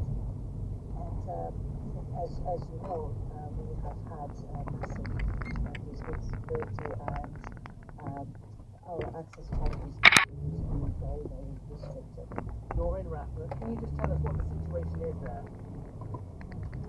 Yes, the difference is massive between a couple of days ago of what it looks like now and what it looked like just a couple a few days before, in which we were seeing just scenes of people coming in trucks and donkey carts and motorcycles and any kind of being object or someone going for a foot, where now over 600,000 people have moved on to South Europa into an ever-shrinking space in happiness in that area. And if you actually see, if you look at the beach, for example, you might see the beach, you will see various tents all the way to the waterline.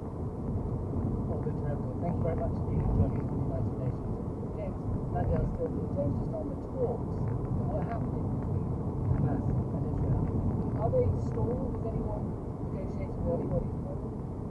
What we can tell, they're stalled. There was a flurry of activity last year with these. Then, as ever with these things, hopes are raised and then progress seems to be less substantive. As far as we know, they're on hold at the moment.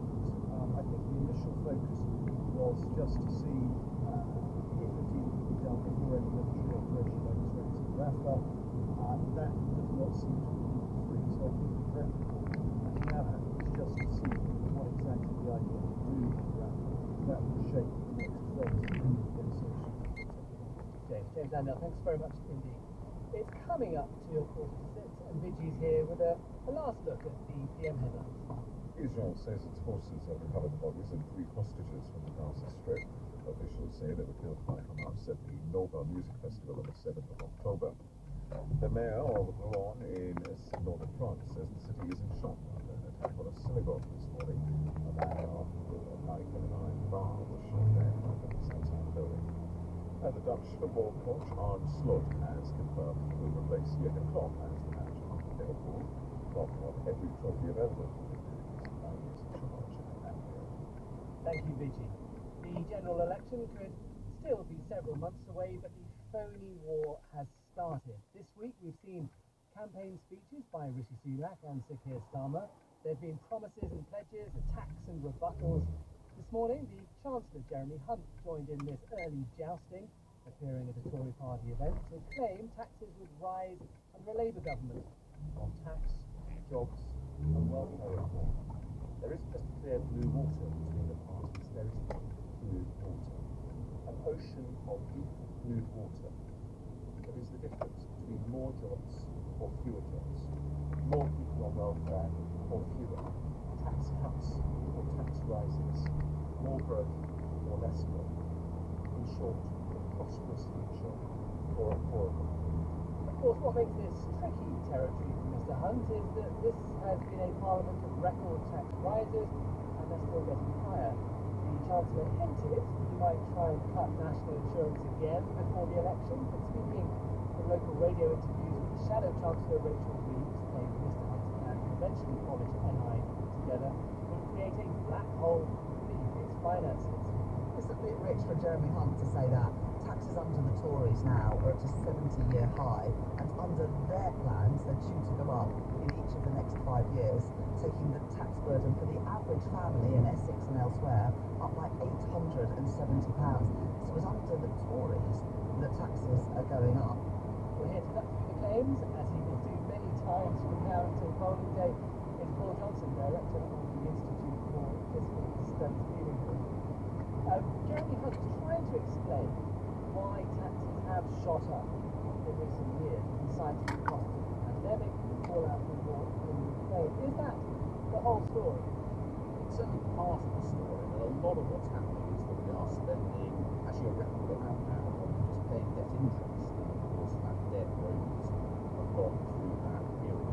We also had a period of very poor growth, which is means that we need more tax to cover the services we've got, and we're going through again a period of aging population, so there's lots of pressures on the spending side. Actually the biggest one is that we have low growth, partly because of the pandemic and because of the crisis, and very high interest rates and mounting debt capacity.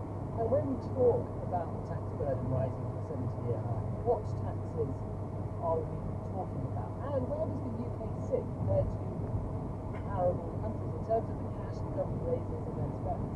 Well, this is very interesting sort of difference between taxes are totally fractional economy, that's what's going on, as high as for a very long time. And actually tax on an average earner, which as the Chancellor said correctly, the direct taxes paid by an average earner are probably lower than they've been in 50 years. So it's a remarkable change. So how is that? How can both of those statements be true? How can we have the highest taxes in 70 years and have low direct taxes on average earners? It's partly because rich people are high incomes are paying more on the share than they used to. Partly because companies are paying quite a lot more. Corporation tax rates have gone up. It's partly because VAT revenues have gone up as prices have gone up. So you've got that sort of almost contradiction between the average earner and the economy as a whole. In terms of looking internationally, we still have lower taxes than most Western European countries, though ours has risen more quickly over the last 4 years. We're somewhere in the middle, but right across the world. Jeremy Hunt said there is now an ocean of deep blue water between the Conservatives and Labour on the tax and spending plan. Dive into what we know. Are the differences as stark as both parties are trying to claim? It's hard to see the differences. It's not that partly because neither parties told us very much. I mean, the Chancellor very coyly said that spending review, and we actually get told how much to spend on everything from education, justice systems, government. That's going to happen after the election, so he's not going to tell us. The Labour Party certainly haven't set out what they want to spend on everything. And the issue that neither take on is that if we look at the numbers that Jeremy is saying public service spending will rise by 1% a year over the next 5 years, that's the South in fact. So you recognise that given the overall spending on defence and such is quite deep cuts across a range of public services, and neither party frankly is willing to talk about whether they're going to do it, they won't. So random tax promises, big or small, before the election don't tell us very much about what will actually happen with taxing and spending after the election. Almost certainly not. I mean, the Labour's tax promises are disappearingly small. There are one or two small increases that they're talking about in very particular areas. But if you look back over the last 30, 40 years, the big tax changes that happened straight after elections certainly weren't announced. We go back to 1992, and we certainly weren't told that we have VAT on fuel. 2010, we weren't told that VAT rates were going to go up. 2019, we weren't told we were going to have a 6-year freeze to the personal allowance, and so on and so on. So whatever is said now, we probably can't take as gospel for what will happen in the next month. And so do you think there is much chance of taxes coming down in the next few years? Or does so much hinge on cranking out higher economic growth?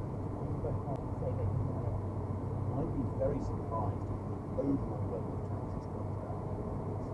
The level of pressure on public spending is such that's going to be a real challenge. As I've said, the debt interest spending, defence spending, health spending, they're all at very high levels. Now, that doesn't mean particular taxes will come down. The Chancellor managed to spend $20 billion in revenue cuts in national insurance contributions. But my guess is that this incredibly high tax bill will probably stay with us for at least more. Paul Johnson from the Institute for Fiscal Studies. We'll be hearing much more of you in the coming months. Thank you very much for coming in. Bloated and bafflingly shallow, said one critic. A head-wrecking abomination, cried another. But the Hollywood Reporter was a smidge kinder, calling Megalopolis, the latest film by Francis Ford Coppola, visually dazzling and playful. Doesn't have power to die. Does it collapse in one till the next? No. But there comes a time when the people don't know who to leave in it.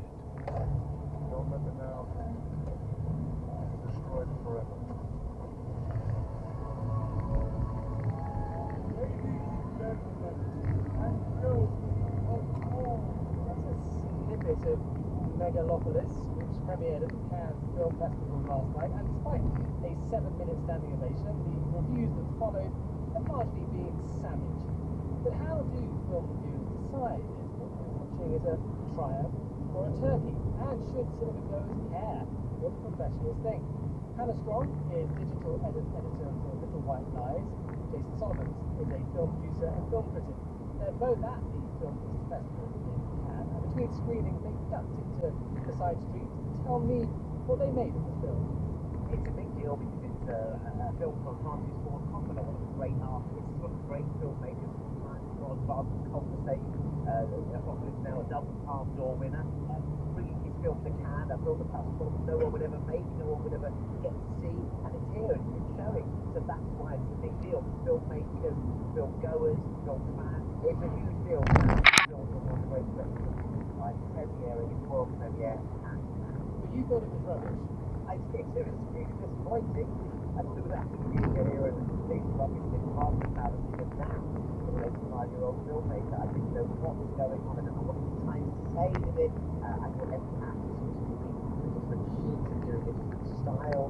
I thought it was a bit of a disaster. But more than a bit of a disaster, a complete disaster. Hannah, you disagree? Yeah, just a little bit. For me, I mean, I can totally see the criticisms, and I agree with some of the criticisms, but I had a great time with it. I found it enriching and exciting and so imaginative, and I think that even people who didn't like it can definitely see that Francis Ford Coppola, in his grand old age, has a lot of ideas and still has, I think, so much to say, even if there's some disagreement about how coherently he's saying those things. Yeah, but you've given us completely contrasting views of this film. Whose review should we believe? Well, both. I mean, this is a possible Coppola, as I said, made some of the best films of his time, and he's now made one of the worst films of his time, and that is a sign of a great artist always aiming to do something. Sometimes you succeed, and sometimes you fail spectacularly. But film goers rely on critics like you to hold their hand, to give them some expert guidance in terms of what they should be watching. How are they meant to judge? But we're not consumer guides.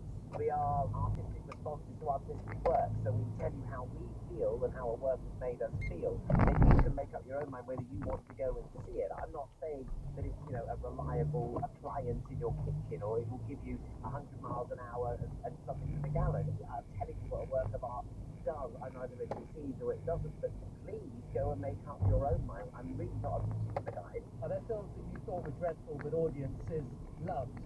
Regularly. I refer you to the Marvel Universe. And why do some films divide critics so much? I think really it's the ones that are going for a big swing a lot of the time. I think something like Megalopolis, the reason the critics have been so divided here at Cannes is because it was so highly anticipated by everyone at the festival, and it is coming after so many years of not having a film by Francis Ford Coppola. This is Incomparable Voices on Radio 4.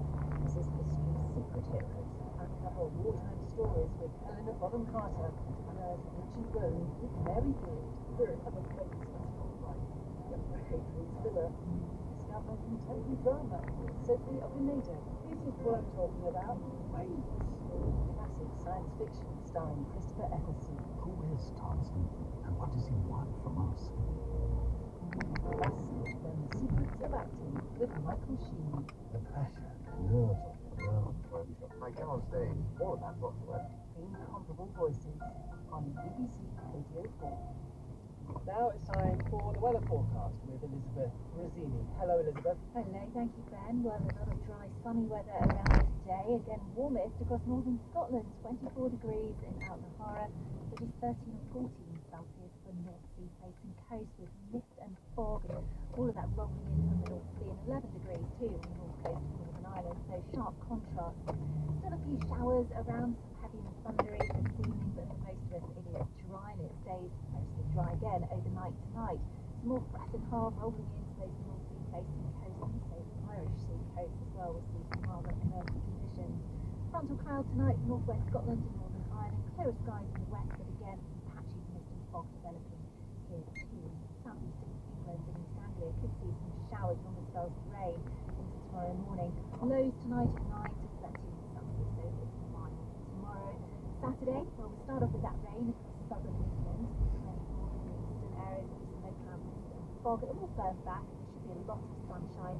The chance of some heavy thundery downpours again for western areas into tomorrow afternoon. A few isolated showers further east, but largely dry here, and a cooler looking day across northern Scotland. Elsewhere, 17 to 21 degrees.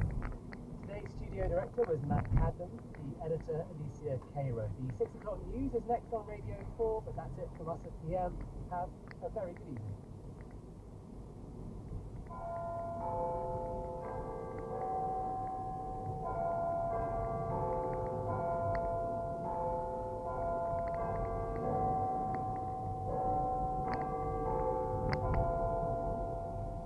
BBC News at 6 o'clock. This is Alan Smith. Good evening. A temporary pier built by US troops is being used to deliver humanitarian aid to Gaza for the first time, but aid agencies say it's not enough. There is no substitute for a proper opening of borders. It's expensive and it's inefficient.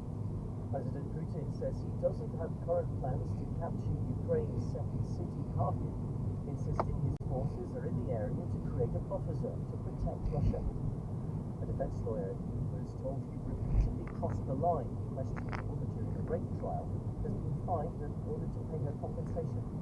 Kept trying to bring up my sexual history and imply that I was somehow promiscuous, that I was responsible for what happened to me. A Moroccan asylum seeker who murdered a pensioner in the street in an attack described by a judge as a terrorist act has been told he'd spend at least 45 years in jail. The British Museum has found more artifacts stolen from its collection, bringing the total number of items recovered to more than 600.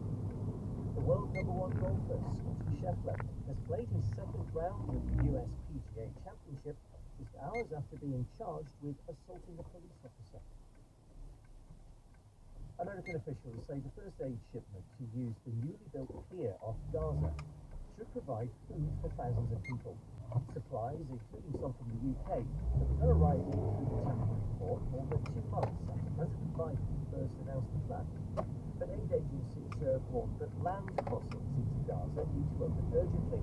Sending help by sea is no substitute.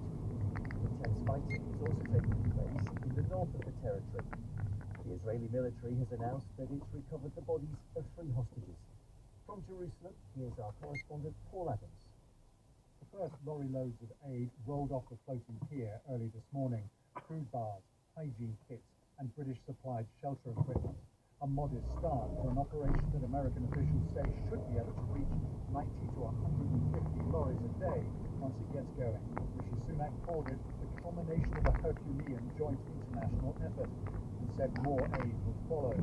And he said the main land routes in the south, closed since Israel's military assault on Rafah began 11 days ago, had to open. A point echoed by Sam Rose, Director of Planning for the UN's Relief and Works Agency, UNRWA.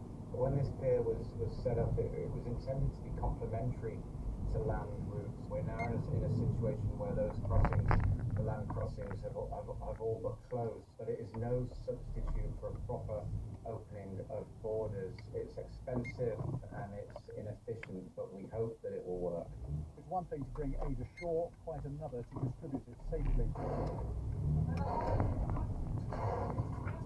Israeli troops are still engaged in fierce fighting in the north, in the Jabalia refugee camp, and in the south, where they're edging closer to, but not yet entering, the city of Rafah. The UN says more than 600,000 people have now fled the area. And tonight brought the sort of news Israelis dread.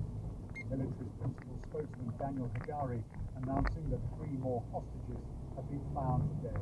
According to the credible information that we have gathered, Shani, Amit Busmila, Tzad Levenberg, were murdered by Hamas while escaping the Nova Music Festival on October 7th, and their bodies were taken into Gaza. Their bodies were transferred to medical professionals for forensic examination and identification. Shani Luke, the German-Israeli dual national whose image flashed around the world in the aftermath of the attack on the Nova Festival, was confirmed dead at the end of October. Until now, it was hoped that the other 2 hostages were still alive. The Prime Minister Benjamin Netanyahu, who some hostage families accuse of not doing enough to bring their loved ones. We don't know exactly when the election will be. It feels very much like campaigning has stepped up a level this week. The Chancellor's speech was an attempt to wrestle control of the economic narrative. The Conservatives, he said, would reduce taxes. Labour, he argued, would have to increase them to pay for their spending commitments. Although tax levels have reached a historic high in this Parliament under the Conservatives, Jeremy Hunt pointed to recent reductions in national insurance and suggested there could be another cut before the election. If we can afford to go further responsibly to reduce double tax on work this autumn, that is what I will do. Because over time, we make no apology for wanting to keep cutting the double tax on work until it's gone. But only when we can do so without increasing borrowing, without cutting funding for public services or pensions. He was less keen to commit to increasing the income tax threshold. This speech was less about specifics and more about political dividing lines. The Conservatives published a document aiming to show commitments Labour would have to fund through higher taxes. The figures of the document are uncertain and based on assumptions from Mr Hunt's advisers. Labour said they amounted to a dodgy dossier and all their manifesto pledges would be fully funded. But today's debate is a reminder of how central economic credibility will be when the election eventually comes. An asylum seeker from Morocco who murdered a pensioner and told police the attacks were in revenge for the war between Israel and Hamas is jailed for life. Ahmed Ali, who's 45, will spend a minimum of 45 years in prison. He stabbed Terence Carney in Hartlepool town centre last year, as it would have killed others had police not stepped in. Our correspondent Danny Sandridge was in Hartlepool. One morning last October, shortly before dawn, Ahmed Ali burst into his housemate's room and tried to kill him with a knife. Javed Nouri survived. He was attacked because he had converted to Christianity. Ahmed Ali then took to the streets of Hartlepool, brandishing a knife. A few moments later, he came across 70-year-old Terence Carney, a complete stranger who was out for an early morning walk. Ali stabbed him repeatedly. Jailing him for a minimum of 45 years, Mrs. Justice Chima Grubb told him he tried to frighten British people. You attacked and murdered Terence Carney in a terrorist act. You intended it as revenge for the actions of a foreign country, Israel, and to intimidate and influence the British government in its international relations. You hoped to frighten the people of Britain and to undermine the freedoms they enjoy. The prosecutor in the case said Ali followed an extreme interpretation of Islam. Terence Carney's wife told the court she couldn't bring herself to go near the scene of his murder. Javed Nouri, the housemate who was stabbed, said Ali was a weak man and he hadn't achieved anything. You're listening to the 6 o'clock news on BBC Radio 4. The main news so far. US officials say the first aid delivered to a newly built pier off Gaza will provide food for thousands of people. President Putin has insisted there are no plans for his troops to capture So much devastation to postmasters and their families. Had I done better in these things, we might have started the process of getting justice for postmasters earlier.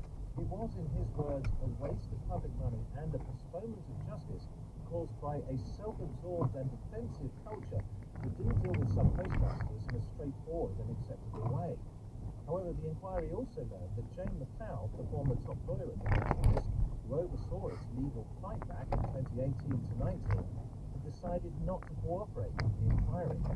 That's in contrast to statements she gave earlier to the BBC, saying she was assisting the inquiry and supporting its investigation. A 30-year-old teacher has been found guilty of having sex with 2 schoolboys.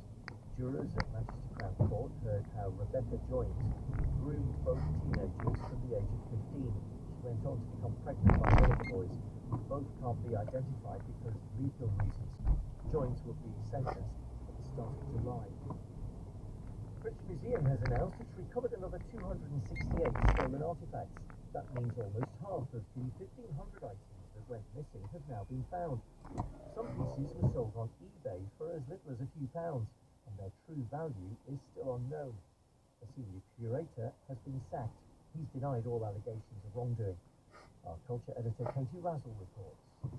The story of how this many items could disappear from the museum's storerooms, with a further 500 damaged or broken, caused a global scandal when it emerged in August.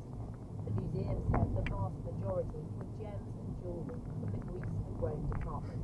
It's thought some small sculptural fragments have been also of the stone too. The chair of the museum, the former Chancellor George Osborne, has said few expected to see this day. He said it was unusual in thefts like this for more than a handful of the stolen items to ever be seen again. More than 600 objects are now back in the museum, found across Europe and North America, and the recovery team also has new leads on a further 100.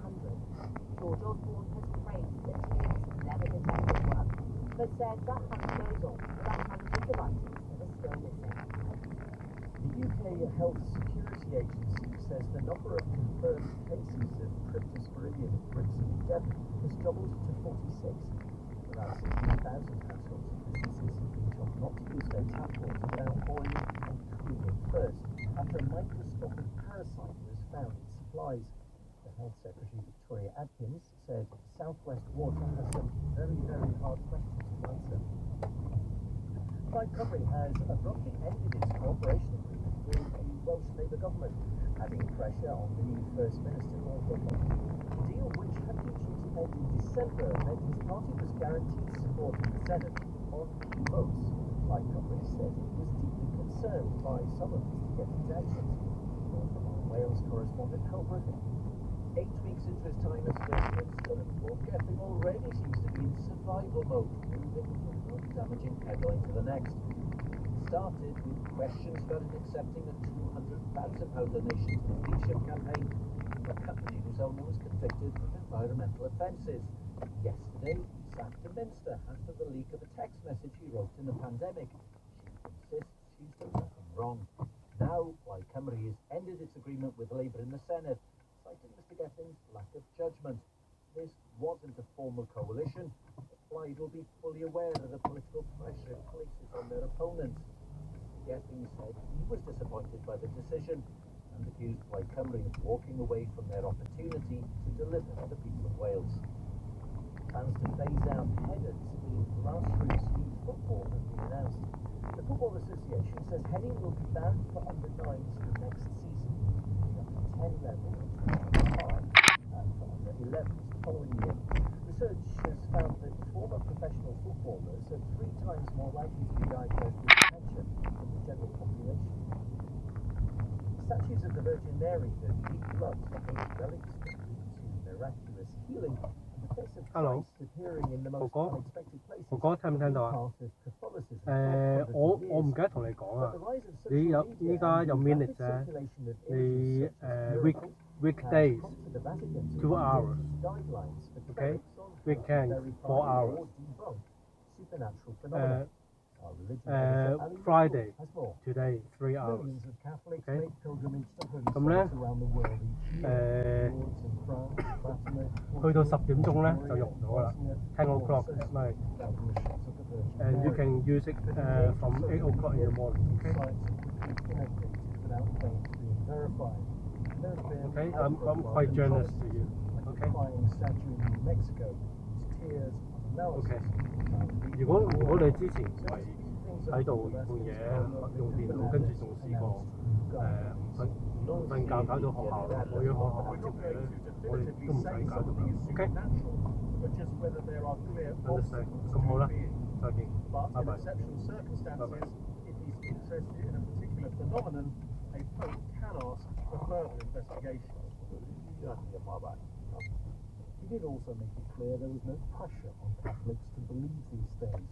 The Bishop of Salford, John Arnold, says his pilgrimages have given him spiritual nourishment, though the new rules are important. If there are extraordinary events and they're proven beyond all doubt to be true, that's very important for our faith. But they are few and far between, and we mustn't create or manufacture things and claim that they're divine and supernatural when clearly they're not. Some will be sceptical about ends such as boosted his wealth by £50 million in the past year, his latest tour, a valuable back catalogue, and even a little help from Beyonce, who covered the Beatles' song Blackbird. The headlines again. US officials say the first lorries to roll off the newly built pier off Gaza will take thousands of people. The the Israeli military has recovered the bodies of 3 hostages captured by Hamas. An attack on a synagogue in northern France this morning was carried out by an Algerian man who was due to be deported. He was shot dead by police. President Putin has said his troops aren't currently trying to capture Ukraine's second city of Kharkiv. A defense lawyer has been fined for the way he questioned a woman during a rape trial in Glasgow. One of the most prominent campaigners in the post office IT scandal, Alan Bates, has rejected a second offer of compensation, saying the amount isn't high enough. BBC News. The presenter was Alan Smith. Party leaders fight for votes, Dr. Who takes the dialects, Tyson Fury squares up to his new opponent. There's a fair bit of boxing coming up in Dead Ringers. That's our 6:30 comedy this evening. And we have late night comedy too. From BBC Radio 4. I've been up and down the country. Michael Spicer is back and experiencing in Michael Spicer No Room. The best of Britain. No, you're not. You're making a very funny sketch show for people who enjoyed your Room Next Door sketches. Oh, I've not been up and down the country? No, you barely go out. I mean, we're recording this in my kitchen. Why does everyone on the BBC get to go up and down the country and I don't? You could go up and down your stairs. Michael Spicer, No Room. I've been up and down my stairs, no. Starts on Radio 4 and BBC Sounds tomorrow night at 11. Chelsea gets carried away in the Archers at 7. Then Elodie Jones and Mark Kermode will be taking a look at the career of Meryl Streep, asking, is she the greatest actress of our time? Screenshot at 7:15. First though, time for this evening's comedy.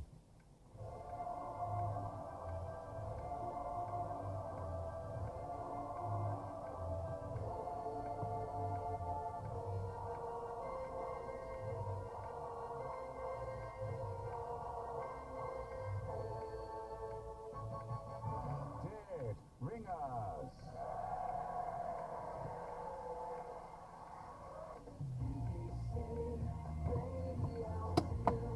And we're back. And have any of you noticed that you're slowly decaying?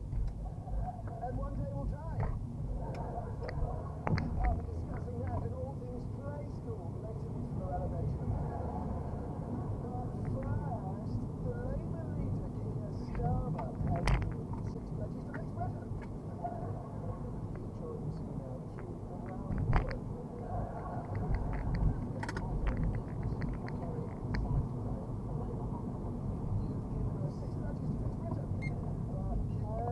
Voters really trust you here. After all, you've dropped 16 policies since you came to office.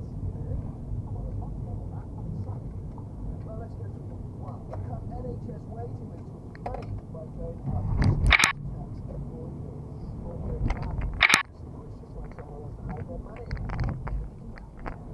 Super rich. God, that's sick. Next, establish Great British Energy, the publicly owned clean energy company. That Miliband snuck that one in without telling me. Sounds like a socialist to me. I'm going to scrub that. You're promising tough spending rules to deliver economic stability. Can that really be achieved? No, gone.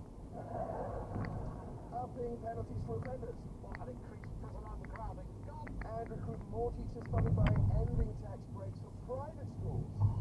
Yeah, well, that's constant for now. Angelo decided to send their kids to Eton, obviously make a killing on the property market. Great, well, that's sorted then. Now, they are my 0 pledges to the nation. And you can hold me to that. You've abandoned every pledge. You're like an empty plastic bag, blown in the wind. Why should the public want you? Because I'm going to walk around all 3 weeks of the election campaign carrying a big banner with Liz Truss's face on. Prime Minister Keir Starmer, thank you.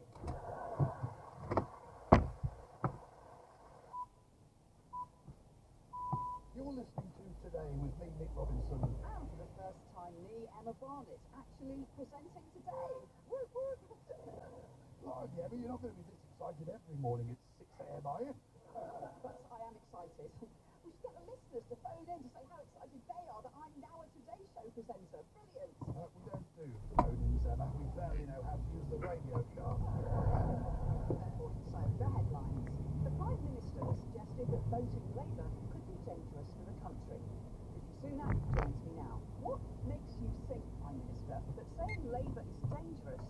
you win the election? Because it worked for John Major. John Major? You remember, Emma, 1997, the Conservatives were trailing in the polls, and suddenly, out of nowhere, the Tories brought out this brilliant ad campaign which said New Labour, New Danger, and had Tony Blair with funny eyes. There was no coming back from that. Good night, Tony. Well, actually, Mr. Sunak, So we're doing everything we can to replicate the 1997 election. Keir Starmer with funny eyes, Keir Starmer with a funny nose, Keir Starmer with funny ears. Mr. Sunak, the Tories didn't win that election. What? They lost in a landslide. Oh no, so I've wasted a lot of time and effort achieving nothing. Story of my life, Will. The row over Natalie Elphicke defecting to Labour rumbles on. How did a right-winger like Elphicke be welcomed into the party, but Diane Abbott still remains suspected after 13 months? Diane Abbott joins me now. Before I get to that, Nick, I would just like to say how delighted I am that finally we are seeing the League of Immigrants being supported in Rwanda. And that the laws crack down on non-doms are being watered down, and let's face it, billionaires are people too. My lord, are you espousing right-wing policies in an attempt to get Labour to do things? How to something like that? Is it worked? So Keir Starmer says everything you are saying is spot on, but to see it deep, just have to say that Jeremy Corbyn is an extremist who praised Hamas for the Middle East. And the problem is that Jeremy is an extremely wonderful human being. Damn! Does anyone have campaign faces number? Maybe he needs a deputy. Thank you, Diane Abbott. International news now. US Secretary of State Antony Blinken arrived in Kyiv, promising that Ukraine would soon be receiving a brand new package of thoughts and prayers. In what was seen as a shock move in Russia, President Putin snapped his defense minister Sergei Shoigu, whose replacement made this statement. Hello. Why are people surprised to find me? Did not let you see 4 Employee of the Month awards from Putin when I was president. Great job. I kept the awards in the Oval Office. Urging is the principal tool of British foreign policy. But that's a bit of blind difference. That's why I also have a separate tactic using stern words. I was using some just this morning. Oh, see that in ya? No, to the waiter who got the really cinnamon swirl with my macchiato. So urging, stern words, doesn't always point to a weakening of the UK's position on the world stage since Brexit. Lord Cameron, are you okay? Yeah, look, I'm fine. I'm simply urging you to not say that Brexit has affected EU indifference. Not true, is it not? Political reality. Maybe use stern words, Laura, because I'm perfectly prepared to. I see you're urging the crowd to go away, which I will do. It seems to work.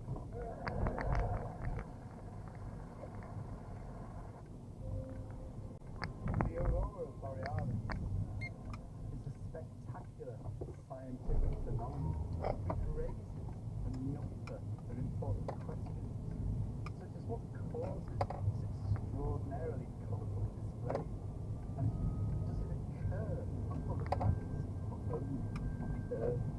But the main question is, why the hell did every bugger else apparently see the aurora except me? I camped out in the garden for the whole of last weekend, and all I saw was a couple of vague purple clouds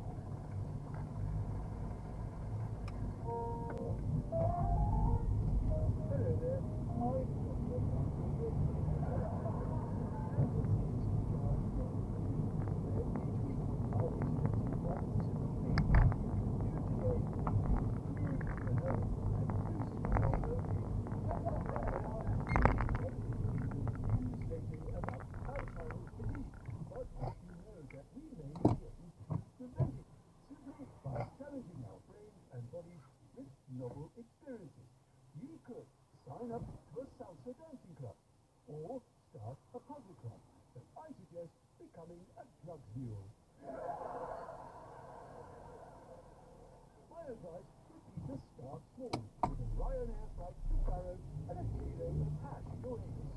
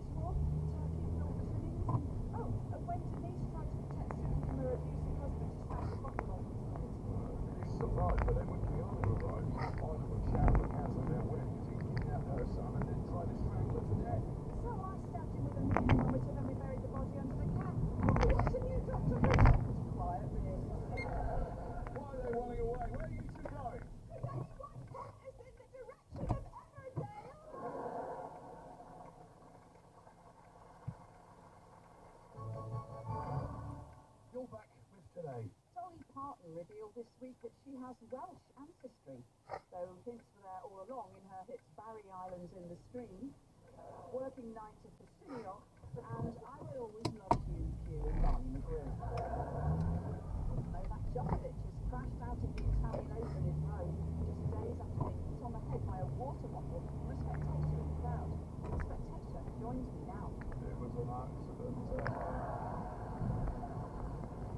The bottle flew out of my hands while I was waving them about in a moment of wild exuberance. You know what I'm like. Technology now and OpenAI have released their most advanced version of ChatGPT to date, called GPT-4o. It speaks in a warm female voice and has been programmed to sound chatty and sometimes even flirtatious.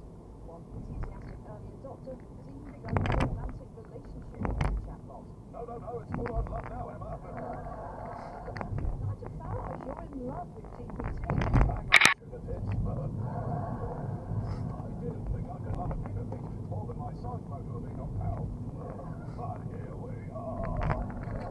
It's the best bloody relationship I've ever had. I've even had her programmed to sound like the sexiest woman ever lived. Are you coming back to bed, big boy? The lady's not for turning down your good loving. Control of sex education in schools have come in for criticism. I'm joined now by the newly appointed sex education czar, salutations.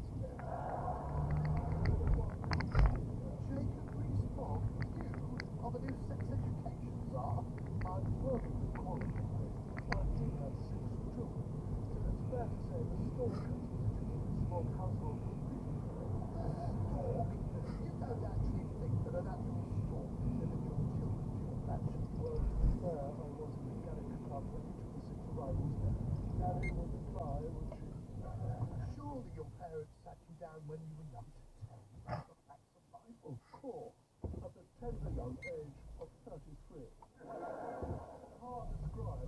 sight of a woman's ankle set flames around a car and he mumbled something about what happened to him described it as quick fusion. My mom sitting forward short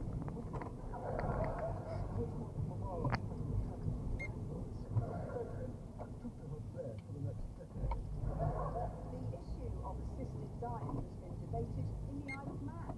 The legislators have said that anyone wanting all right to gently slip away from them only needs to spend a fortnight there off season. A man has pleaded not guilty to chopping down the world-famous Sycamore Gap tree. His defence team argued if no one was around to hear it, did the tree really fall? Train passengers overcharged by Southwestern Trains have been awarded the largest ever class action payout of £25 million, which means they'll just about be able to afford a new season ticket. Southwest Water have told people across Devon to boil their tap water after 22 cases of a diarrhea-type illness were linked to Cryptosporidium. It's an even more deadly parasite than Britain's water companies.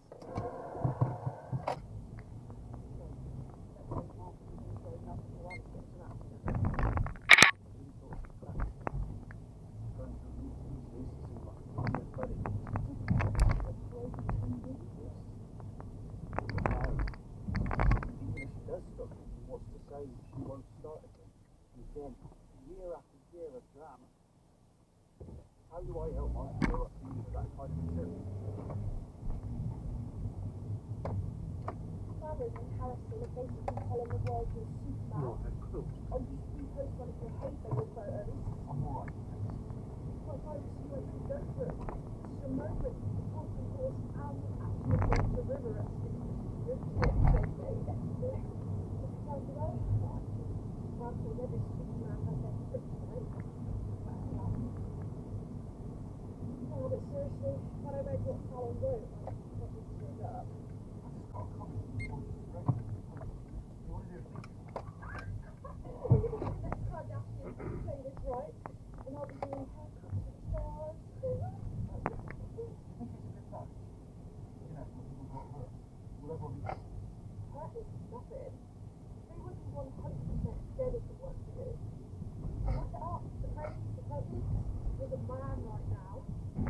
And celebrate. Actually got my name in That's really cool. And I'm well pleased with how your hair turned out.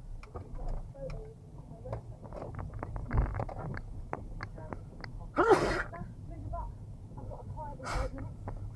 If you've got work to go to, you can just lounge about like a God now. Oh, thank you, Rory. You were right to feel good to me. Champion loves to help us. No, it's not the countryside. It reminds me of home. Plus, many Sunday dinner cooking. Oh, yeah. Or she hung up to crackling as she was dishing out. Oh, what's it called?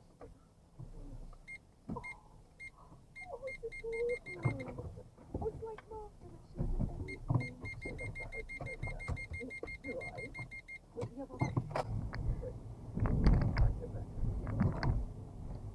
well, Sorry?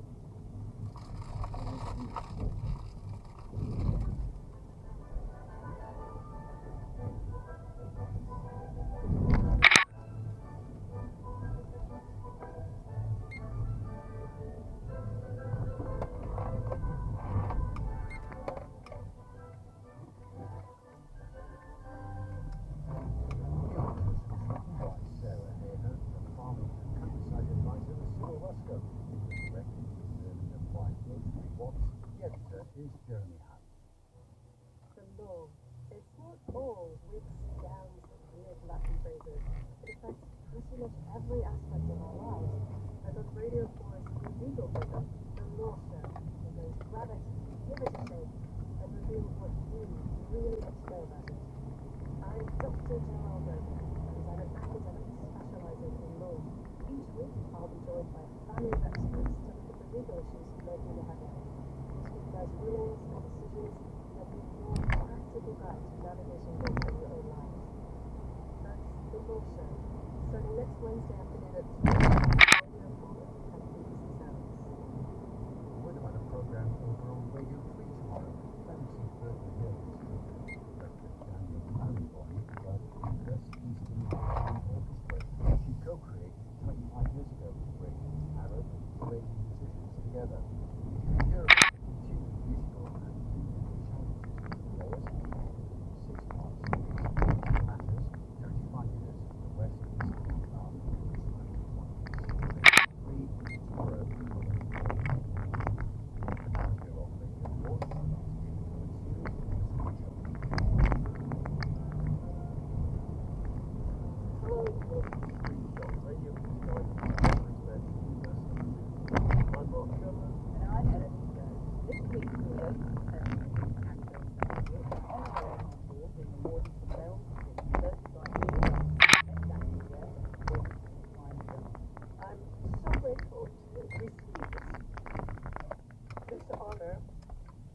so grateful that you haven't got sick of my face, that you haven't gotten off of the train. Well, it's also turned 75 next month, so we thought this would be the perfect opportunity to celebrate the screen icon. A lot of different numbers, but this time around, 2009, I memorized her acceptance speeches at a award show. This was like my party trick. You tell me, Angels in America, Emmy Award, and I can tell you, there are some days when I myself think I'm overrated, but not today. And it kind of climaxed with her Oscar for The Iron Lady in 2012, where she said, all my people like you're half of America going, oh, again. And I just love seeing that she had created for herself, like this bland yet self-deprecating queen of all actors. And it made me curious about how she became the queen of all actors. Why? Her. Again. But whatever. I think people would be surprised about what her identity was in high school. She grew up in suburban New Jersey, and in high school she was very interested in being a kind of popular girl. She brightened her hair, bright blonde. She was a cheerleader, a homecoming queen, and she dated football players. She practiced her laugh so that she would be soft and feminine, and she eventually went on to go to Vassar and study literature and kind of expand her mind. But in a way, she was playing her first role, which was the kind of all-American popular girl, and she was playing it extremely well. She was the Regina George of her high school, it sounds like. I don't know if she was mean. People seem to like her, but she had her eyes on a certain prize. So you wrote a book called Her Again, Becoming Meryl Streep. Why did you decide to focus on Meryl Streep's 20s in particular, which since she was born in 1949 roughly coincides with the 70s? What interested me was Meryl Streep has been such a fixture for so many decades that I think we have sort of forgotten how she got there. And I thought it would be interesting to explore a young person trying to find her way in the world and discovering her talent. And at the same time, it was just an extremely eventful part of her life. There was her attendance at Yale School of Drama, also her very tragic love affair with the actor John Cazale, who's best known as Fredo from The Godfather. They did Shakespeare in the Park together in 1976. They fell madly in love. It was this hot and heavy affair. And then almost a year or so after they started dating, he died tragically of cancer. She was right there at his bedside, taking care of him, and it was devastating loss. And then in the 6 months after John Cazale's death, she was filming Kramer vs. Kramer and Manhattan, and met and married John Gummer, filming her first Oscar-winning role, grieving the love of her life, and then meeting the second love of her life and marrying him right away. When did Meryl Streep start to be talked about as the greatest actress to ever live? Was that in her 20s or was that much later? It was kind of at the end of her 20s. So at the end of the 70s, she had mainly been a New York theater actress. Wasn't all that interested in movies, and then joined the Deer Hunter, the 1978 Vietnam War drama, mostly to be with John Cazale, her boyfriend. got an Academy Award nomination for that movie as Swimmers for Girls, the Love Triangle, but it wasn't a part that really pleased her that much. Really, her breakout in Melissa Kramer in 1979. Divorce drama was starring her and Dustin Hoffman. I'm taking $2,000 out of our savings account because that's what I had in the bank when we first got married. Here's the cleaning, here's the laundry, take it, you can take the whole I want that. You. Around 1979, 1980, there were just article after article about her magazine covers. She was seen as the star of the 80s. I think that's what Newsweek said on her cover story. And she won the Oscar for Melissa Kramer in 1980 for Best Supporting Actress. And then right after that came this string of major dramatic roles like The Friendship Gentleman and of course Sophie's Choice, which really cemented her as a legend. How many languages do you know? Well, my father was English, so he teach me German, French, Russian, Hungarian, the Slavic language. So, what language I am butchering now? English. Do you think it's purely Meryl Streep's acting skill that got her talked about in these terms, or are there also aspects of her personality or her personal presentation when playing? I think it really was her acting. I mean, she has this kind of mystery throughout her personal life. She really wanted people to only know her through the characters. And I do think that was the main thrust of her appeal, that this is a woman who could do all sorts of different accents. You know, she was British and a Spanish woman, and Polish, and Sophie's Choice. She had this sponge-like ability to... You know, she uses exaggeration, she plays with camp. To me, that was really important because I think you can use exaggeration to make political points. And this movie, underneath all the pinkness and over-the-topness of the costumes, is really about something that I thought was very serious. I was thinking about how perfect Meryl Streep is in this movie and how it's a very physically funny performance. Oh, yeah. How much of that, I wonder, was in the book or in the script, and how much of that was something you guys worked out together? Or... Yeah, some of it was in this situation. There's a scene where she's upset because she has a new lover and he moves into her pink mansion with his children and her life goes crazy. Everything starts to fall apart. So she tries to write a more serious novel to reflect that, and it's called Love in the Wind Cycle. And her fans don't like it, so it's a flop.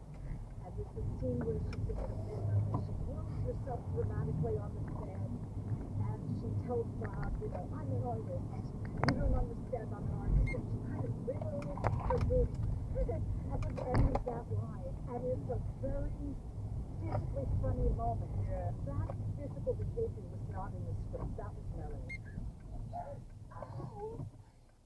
You don't know it's harder than an artist. Everything you came to my house with the children that I see. And I must respect how it was. Right. You write in your memoir that you didn't really, quote-unquote, direct Meryl Streep, but rather you directed around her. Can you say a bit more about what you meant? You know, in between takes, we talk, you know, maybe let's try another one and kick it up a notch. But that was the extent of the kind of acting direction, kick it up a notch or let's take it down a notch. What could I possibly say to improve her acting? I just didn't back to you. I want to go on my way. My way. Starting now. So as we kind of alluded to earlier, there's this really powerful feminist message at the heart of Blue Devil about things like unrealistic beauty standards and domestic drudgery and the lack of sisterly solidarity and all that kind of thing. With Meryl, do you think she went along with all of that? Did you ever have any conversation with her about these kind of feminist awards? Really good at that. Yeah, no, she is wonderful in all these things, and it's 75 next month, Meryl. But back in 2009, the eminent film critical historian David Thompson declared that Kate Winslet aired to Meryl Streep, adding that Winslet seems poised to dominate the next few years as Streep did in the 1980s. But considering that comparison, it's perhaps not surprising that people have seen Streep as something of a heroine, a source of endless inspiration, but she prompted both depressing views and famously mistaken the Oscars. So Hilary also calls Streep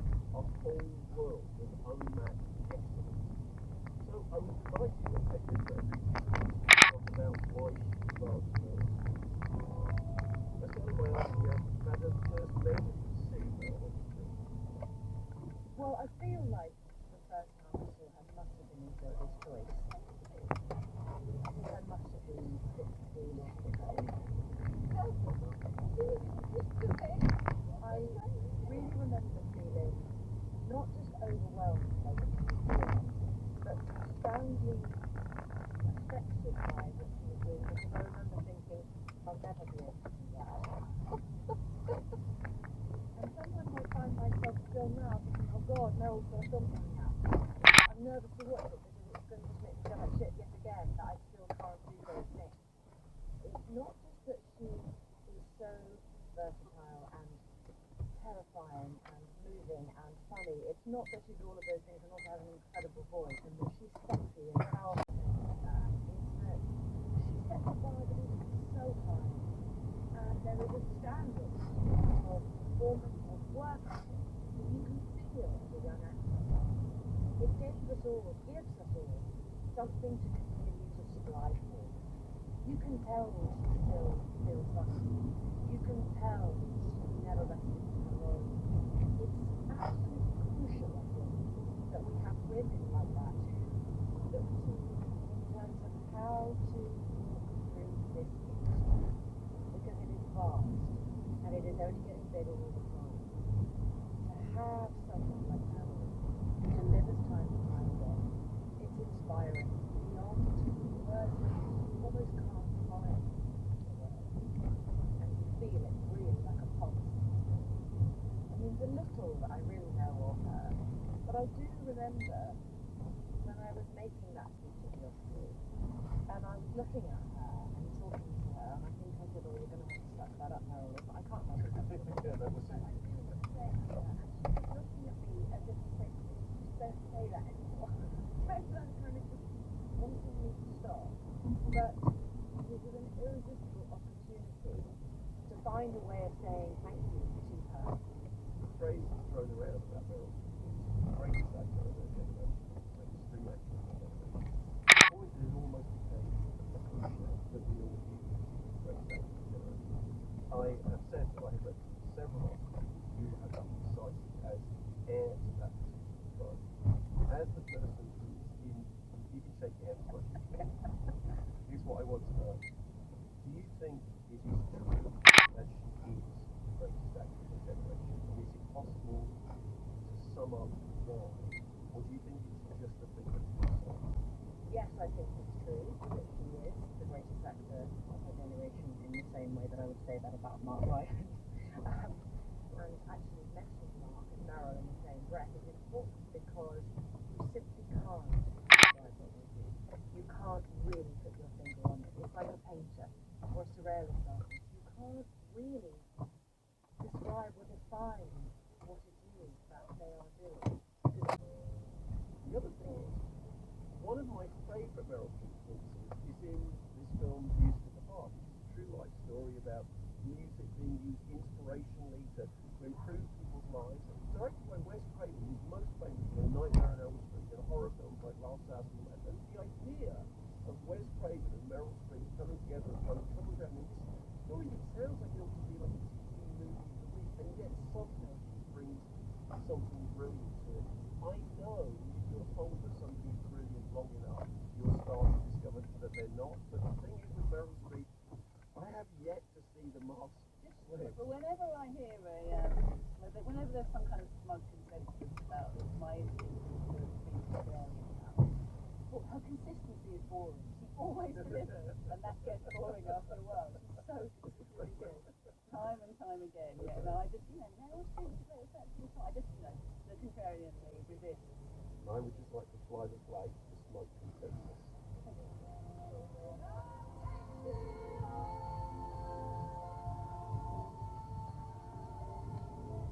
That's all for this episode and series of Screenshot. We'll be back in 2 weeks. What do I talk about next? Well, as you probably know, I am thrilled because Caligula is coming back to our screen in a new cut, so I can barely wait. What about you? I want to talk about me. I don't think we've enough focus on me, my feelings, my emotions.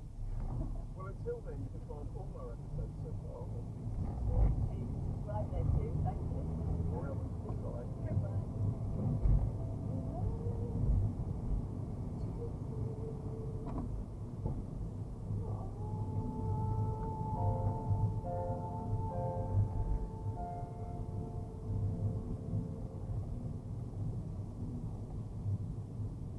Shot was presented by Ellie Lee Jones and Mark Kermode and produced by Jane Long. It was a Prospect Street production. After the news, Any Questions is in Gloucestershire. I'm Jeffrey White. And I'm Anna Phoebe. Each week we're creating a playlist of 5 interconnected tracks. But what links from English folk songs to Blondie's Cool Me? And how does any of that lead us here? It's got a kind of rococo decorating. I was thinking such a slow, like constant rhythm. Exploring a rich musical web with guests including Debbie Wiseman, Neil Brand, and Sam Lee. I'm so glad you getting Doctor Who again now. Karen also co-chairs all party parliamentary responsive dining. Before taking on the health brief, she was the cabinet minister for Northern Ireland. Fatima Ibrahim is the co-founder and director of Green New Deal Rising, a youth movement which says it's fighting to transform the economy and stop the climate crisis. It is politically active, seeking to elect its candidates at the upcoming election. Fatima supports climate movements in South Africa and Brazil and is a global citizen prize winner. She once told The Guardian that she was that 29-year-old who brought new life. Coming from a refugee family made me aware of everything that was going on in the world. Well, you know what new life sometimes so now. But of course, this is going to go on. Of course, every year is happening. And Jim Montgomery is a political commentator who works for the Times. He set up the influential conservative website and co-founded the Centre for Social Justice think tank. His chief of staff is Matthew Smith, who was a conservative leader, and special advisor for Boris Johnson when he was Prime Minister. After this month's local election results, he said the Tories continue on this path at their peril. Pepperidge, please answer for any questions, Anna.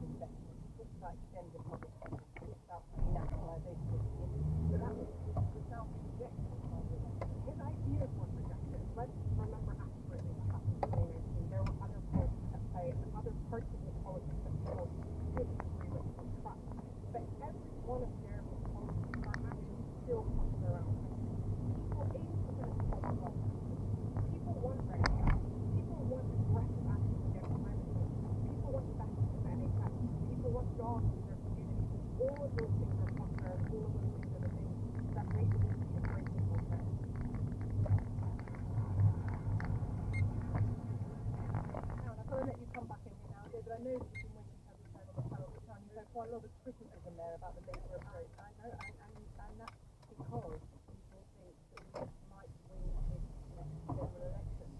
And so we are absolutely up to the scrutinised on everything that we've done. Because, and I want to be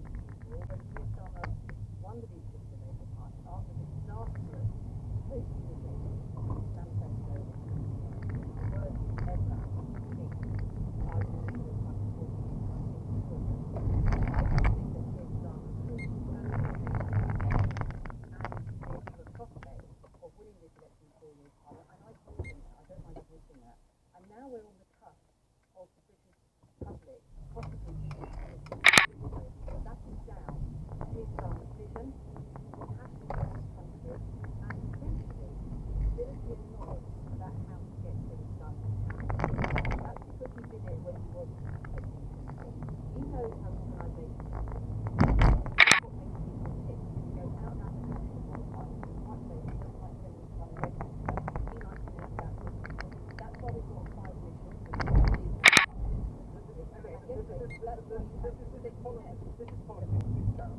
path is Rose's way. Here's the Harvard Storming Divinity. My path is Rose's way. I really think you have a mandate on this. They will not be on your absolute direction. I'm not going to give something that's taken over. Hopefully, some of the people who know most of the past, so I don't think you might know anyway. Has thrown in the towel. You might have thrown in the towel with him. I'm not sure he's thrown in the towel. We take that very seriously. And that's going to go after him with people vote. This election hasn't actually started yet. It certainly feels like it, doesn't it? I have my leaders ready to go to make the second term. So we can do it. Okay. Just a reminder of the question. Taking off the people there quite quietly, but if it's hard to do, is the talk that they want to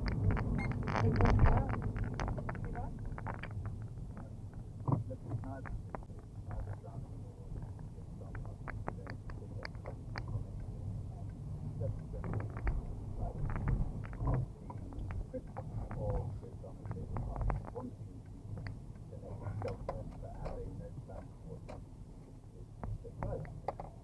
And this week was a good opportunity for him to set one out. The election is coming at some point this year. It's a pretty secret they get on these. And he could have set out what that plan is. Instead, we've got the latest set of pledges. Now, were they a plan? No. Were they or possibly something? Will they still be pledges in 3 months? Well, you'll get some good news tonight because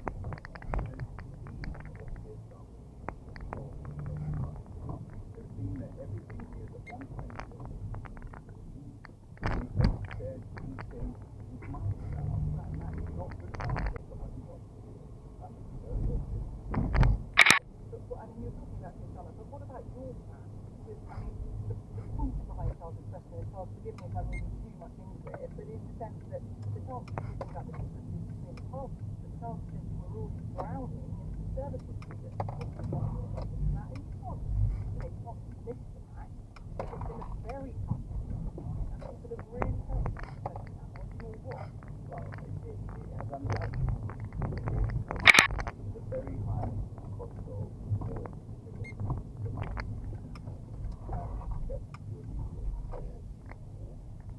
which is seen in countries around the world. That has to do with the energy price guarantee and paying energy bills. And through COVID. Such a choice before the pandemic. Those are that's what we see at they're drowning in Okay, so briefly, I mean, before that was the case, when I disputed it, and I'd refer people to the Prime Minister's speech this week, in which he very clearly set out detailed plans, but also the opportunities and threats facing this country and what we can do about them. But if Karen sort of and the Labour Party do anything about the state the country is in is correct, why do they have absolutely no plan or idea what to do about it? It's had 18 years of opposition to work this out, and they still can't tell you anything. It's not that they're not being honest about the economic situation or national overwhelm. They're also not being honest about the options we have to build the economic system. Both parties are telling us that we can have a better economy. That's simply not true. We are forced to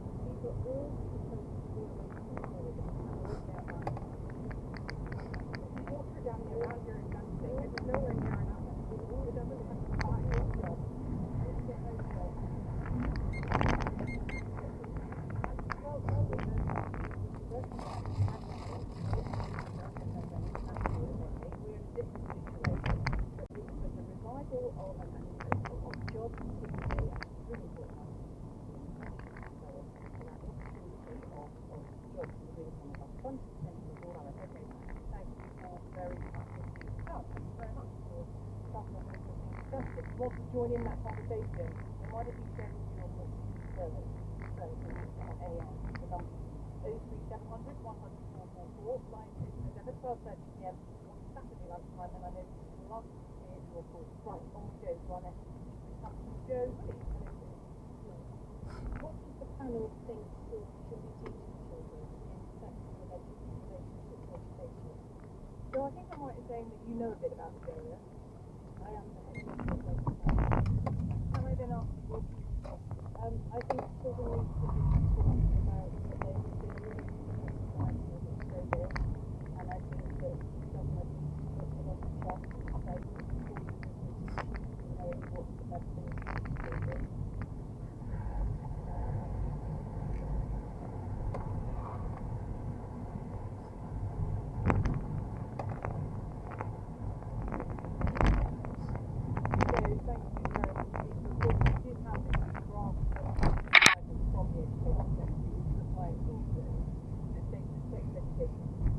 earlier than year 5, so that's age 9. And of course, government describes that the protected topic of gender identity should not be taught at all. David Johnson, this is your brief area, so that your brief question concerns why? It's not specifically my discipline, but it's one for regarding race. And what this project is really trying to do three things. One is responding to do identify differently and children need to be able to engage. What sexual education does is try to make children understand their bodies and how they relate to others. It also teaches them about relationships like in the world. And what really irritates me about this is that this is just another culture war that the government is fueling pre-election.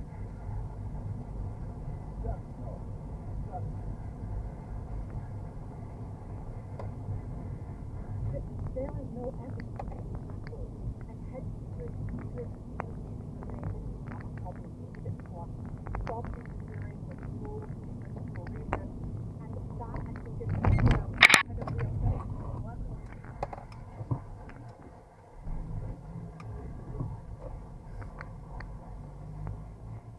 Tim Montgomery, we are a radio show, but I did live to tell you in this, and you were shaking your head. I'm really glad to have this. I think John Cena, my colleague on Science Radio, earlier this week, said you were having a real debate that matters in our politics. One of the things that can be done the other I think experimenting on our children in the most profound of ways. Miriam Casey said the debate in Westminster Hall in Parliament. That if our children were walking to school, going down the street where you have these pixely surfing type neon signs, coming out images of great violence, they were being delivered. We would all be up and up against it. But of course, it's all happening. We're not having the streets, it's all happening on these roads. So that's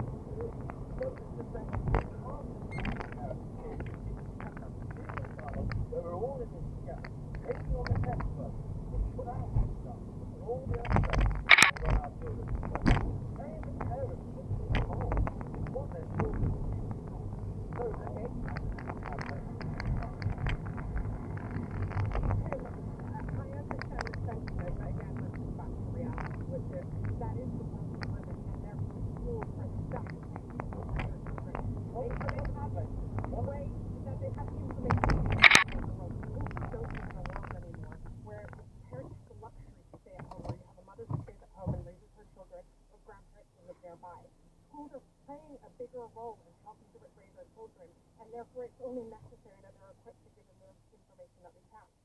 But what are we really disagreeing about? I'm just saying parents should be fully involved in an equal partnership with teachers. Is that so difficult?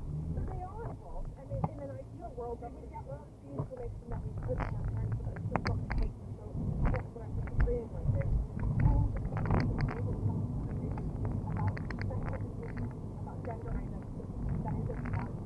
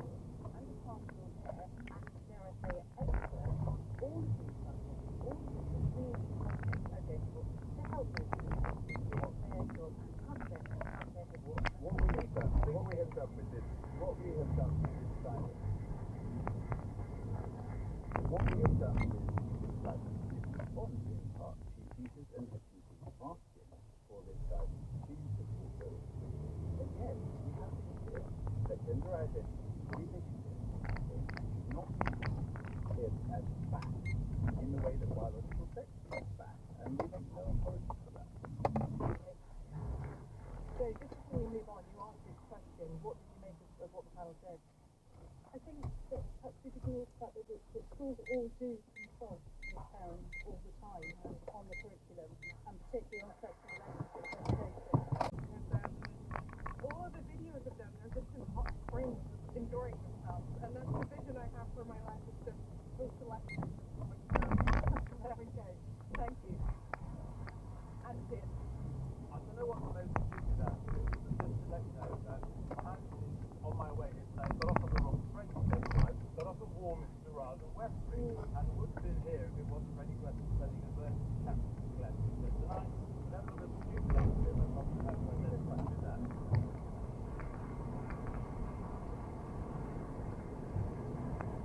Again, we're very glad to be here at Rock Train Station a lot. Thank you all very much. Thank you very much for your questions. We are out of time. It's always been faster than I would like it to be. But we have another week next week. We are in Genoa. So we'll be back with Genoa from where you got anything to go on to get yourself here. It's kept me in English today. Thank you so much to my panel.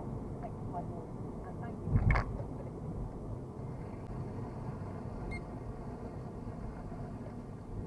Anyway,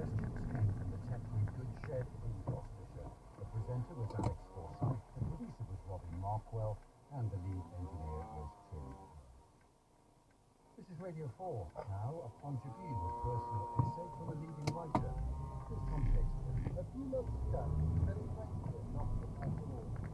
He offered to keep my window to the cellar outside, or for twice that if I wanted to do the inside as well. I took a look at it. It struck me. And had immense authority. Settled on outside only. Well, and afterwards I begged to come back to the chat space. Hard work, I said. Speaking to him, like fucking Watson speeches around South London in search of people who take a risk on doing their windows. Took a roll up to his house and asked for something. Back to the floor. Since then, my window cleaner has been back several times. The last time he wanted hot water, so I had to use my kitchen for his money. I told him to not be prepared. I got a call from my bank, querying whether I used my bank card in the stock bar. No, I said, I have it here. Definitely. My window cleaner, I looked at my wallet, never returned. It was so sad. The window cleaning had not turned out better.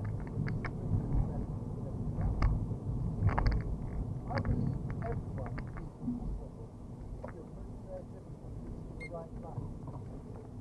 Word is correct. But this is not a popular answer to the problem of crime.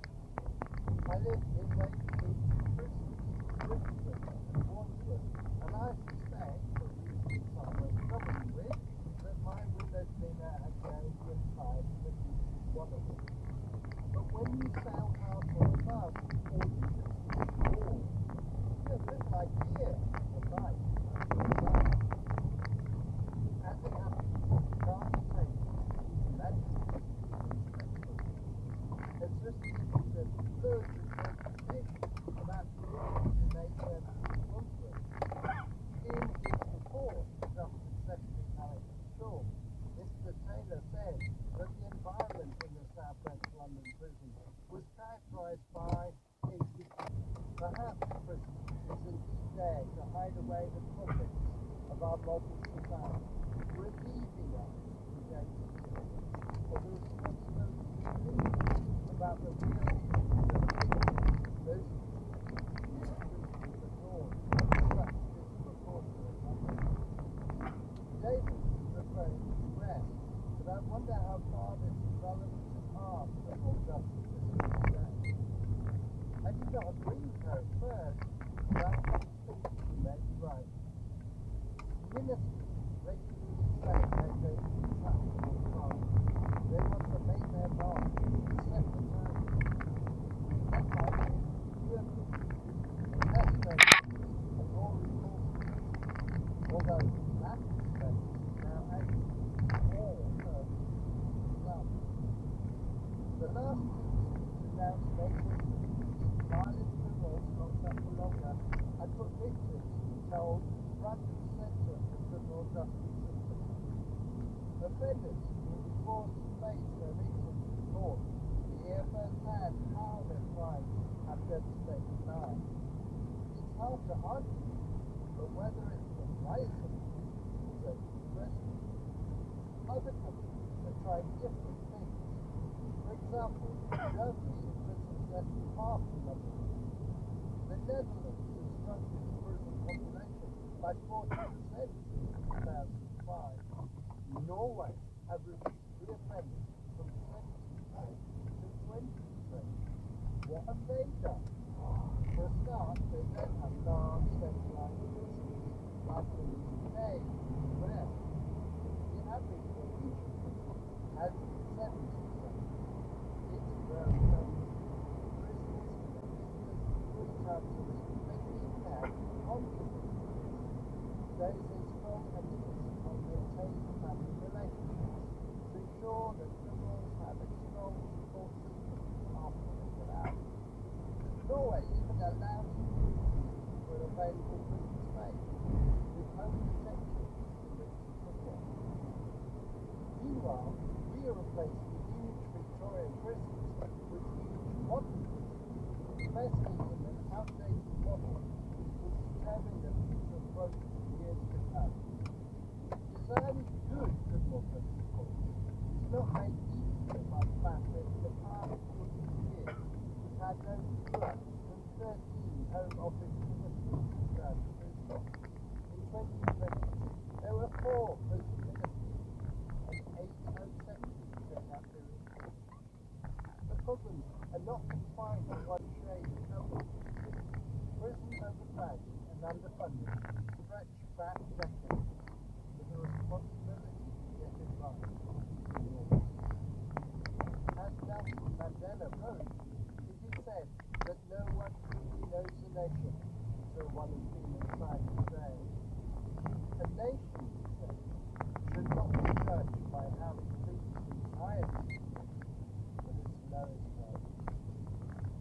In a year of cleaning my windows, my window cleaner would have earned at least £150, but perhaps others weren't willing to take him on. He only managed to spend £30 before my card was cancelled. I just hope he doesn't end up back behind bars. That was Tom Shakespeare. The producer was Adele Armstrong. And here's Nicky Baby. Oh, it's American. Early days of the Blair years, it felt like a cool place to be. Do you remember Cool Britannia? It was quite cool. I don't think anyone can say they're cool now. It's just like, in terms of our role in the media, you could say, well, we can co-create this. Some people think it's negative bias, definitely. Bad news is actually a fact. You know, this is why people get me on shows, push bash bullshit with politicians. And, you know, I find myself being professionally angry much more than I really want to. It's actually, you know, not a day goes by or a day goes by and I think, wow, I'm so lucky to have everything that I have. And I really appreciate it. I think the world's a wonderful place from the point of view of this television. But once I'm in a TV studio or on a politics show, what a show that was. I'm thinking, you know, it's very real. It's all strife as well. Talk about failure and betrayal and all those accusations, and they're necessary. But Richard, you said particular things in your speaking to earlier. I just have to mention that about what followed when I was introducing you. And I just wonder what role never to play in that balance of Germany and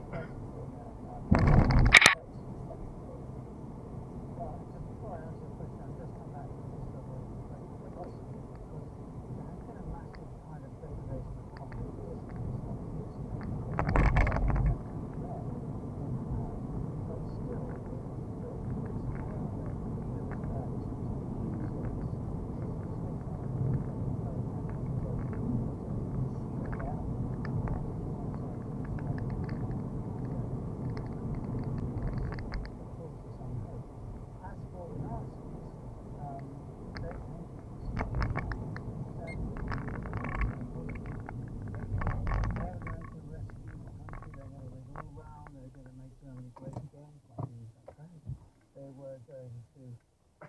make Germany the top nation, and it was all of a solve the employment problem and so on.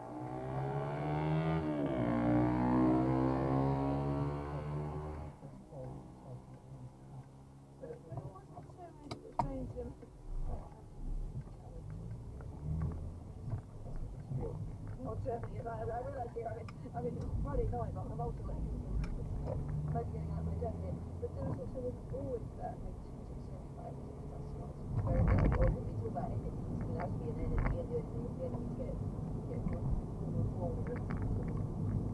or anti-Semitism or communism or social democrats, but it's kind of what you got.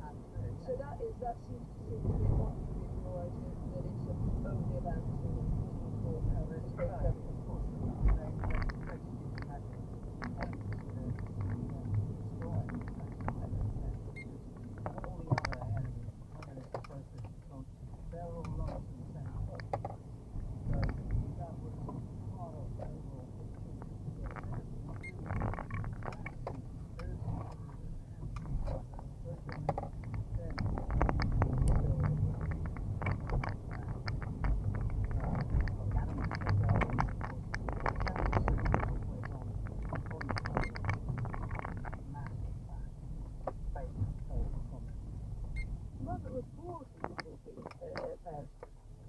thinking possible downsides of that. There's a lot of Who, iPad?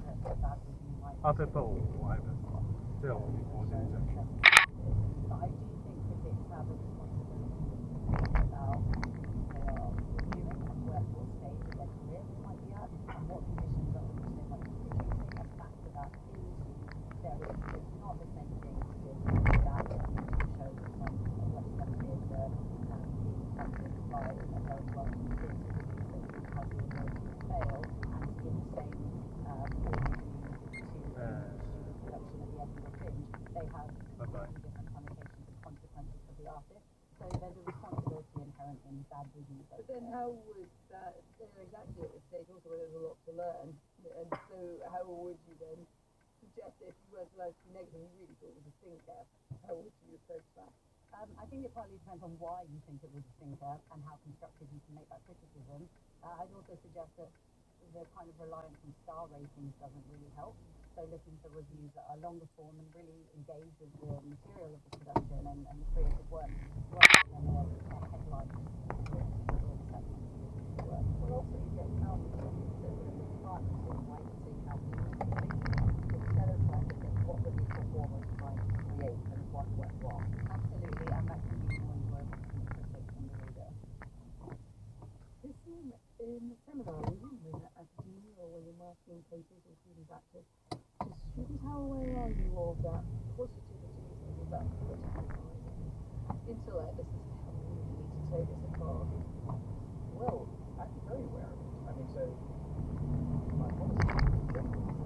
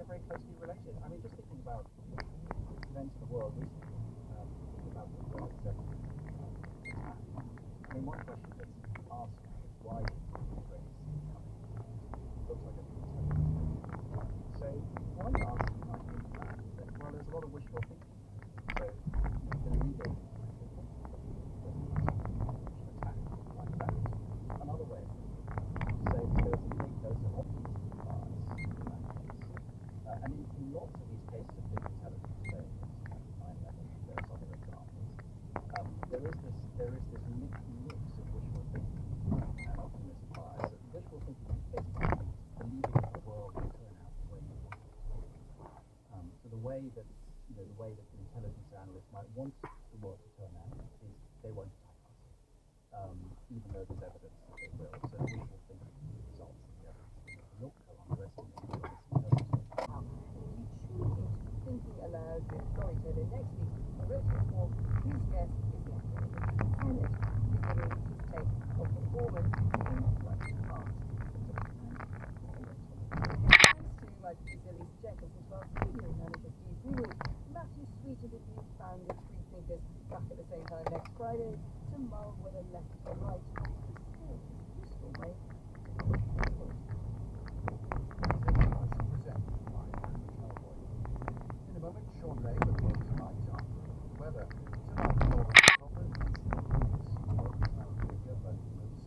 dry. Northern Ireland will be mostly cloudy. The rest of the UK will see variable clouds and rain spells. The south coast of the UK will have showery rain in the early hours. Tomorrow, early rain in the southeast will drift westward through the morning, drier further north with variable clouds and sunny spells. Scotland, Wales and Western England will see scattered heavy showers overnight. Drier elsewhere with sunny spells. On Sunday, southern England will be breezy with sunny spells and isolated showers. Scotland will be cloudy with a few showers in the afternoon. Elsewhere it is moderate clear with sunny spells. On FM, on BBC Sounds and on your smart speaker, this is Radio 1.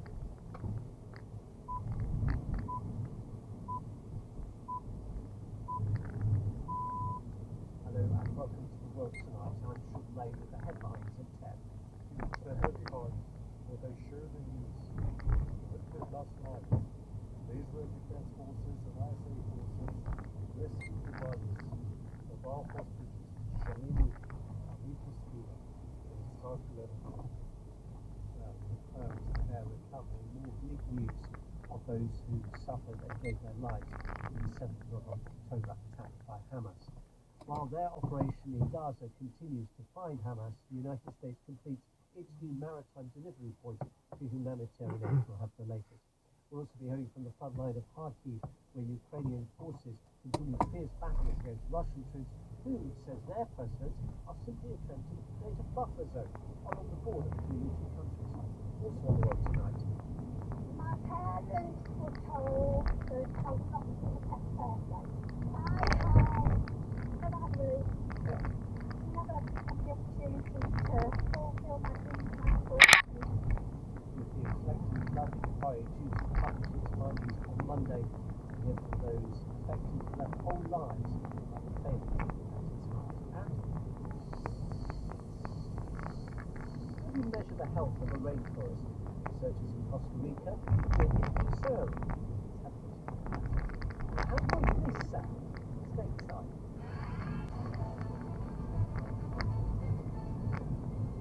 British comedy show Have I Got News for You will launch in the United States in the autumn. American comedian Rachel T. Hunter, adopted by the British, gets some advice on how the show's humour can translate across the Atlantic. That's all after the BBC News broadcast this evening. The Israeli military says the bodies of 3 hostages who were seized by Hamas in some of the local attacks have been recovered. They were Ahmed Skila, Yitzhak Galater, and Shimi Luke, journalists related to a national whose image was seen around the world in the aftermath of the massacre at the music festival. Their deaths were confirmed on the day when a more than 80 Palestinian network went to the coast of Gaza. Our correspondent in Jerusalem, Paul Evans, gave more details of the hostages announcement. One of them, Shani Luke, confirmed dead at the end of October last year, but the other 2, who were also captured at the same Nova Music Festival on October the 7th, people had hope were still alive. This came as a new aid route was established into the Gaza Strip. This is the American Maritime Corridor, an elaborate system involving a floating platform out at sea and a makeshift pier directly onto the beach just south of Gaza City. Aid started rolling along that pier, food, medical supplies, shelter equipment. It comes at a time when the main land crossing routes in the south remain effectively out of action. There's again been intense fighting in north Gaza in the Jabalia refugee camp. Israel refused said months ago that its forces had cleared this area of Hamas fighters. Israeli troops are also edging closer towards the southern city of Rafah, while tonight the military said a fighter jet had crashed striking Jenin in the occupied West Bank. Palestinian officials say 1 person was killed in this attack.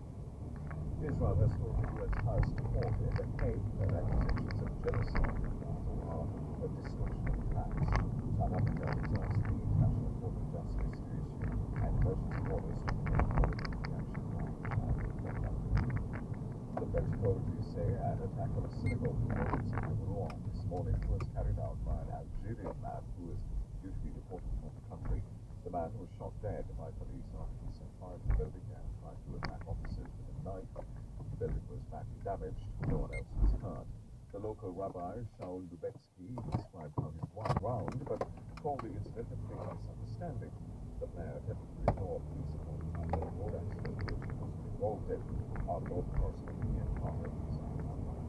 What we do know is that the world number one golfer was detained by police officers who were dealing with a pedestrian fatality early this morning at the gates here at Valhalla. That inevitably led to major traffic problems. Players and coaches who were teeing off early today, and Scheffler was among those, were allowed onto the property. But Scheffler went around, it is reported, went around the stacked up traffic, was stopped by police, ordered to leave his car, and then led away by two officers in handcuffs. The French Post Office has launched a baguette sentence fractions in postage stamp. The ink used for the stamps contains microcapsules which provide a fragrance. It has gone on sale today after its unveiling yesterday. The near Saint-Honoré, pigmenting makers and pastry chefs, the postal service said it depicted a jewel of French culture. Edie, thank you very much. Have a good evening. You're listening to The World Tonight. I'm Sean Mathew. This evening, from Israel's Defense Forces, confirmation they've recovered the bodies of 3 more victims in the attack by Hamas on Israel last October. 3 more of those young people spent that day celebrating life at the Bergen Music Festival, which became synonymous with the attack.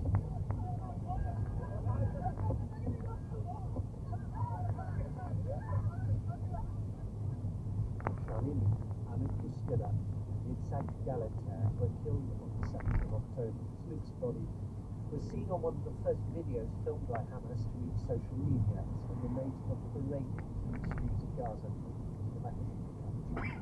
BBC's Jeff Matthews was on Paul Adams in Jerusalem. Well, the news broke after the start of the Sabbath, the Jewish Sabbath, so people are at home and no doubt digesting this awful news which perhaps is not terribly surprising. And in the case of Shani Luke, who is the German-Israeli civilian whose image flashed around the world in the immediate aftermath of the attack on the Nova Festival, it's no surprise really, because her death was confirmed at the end of October last year.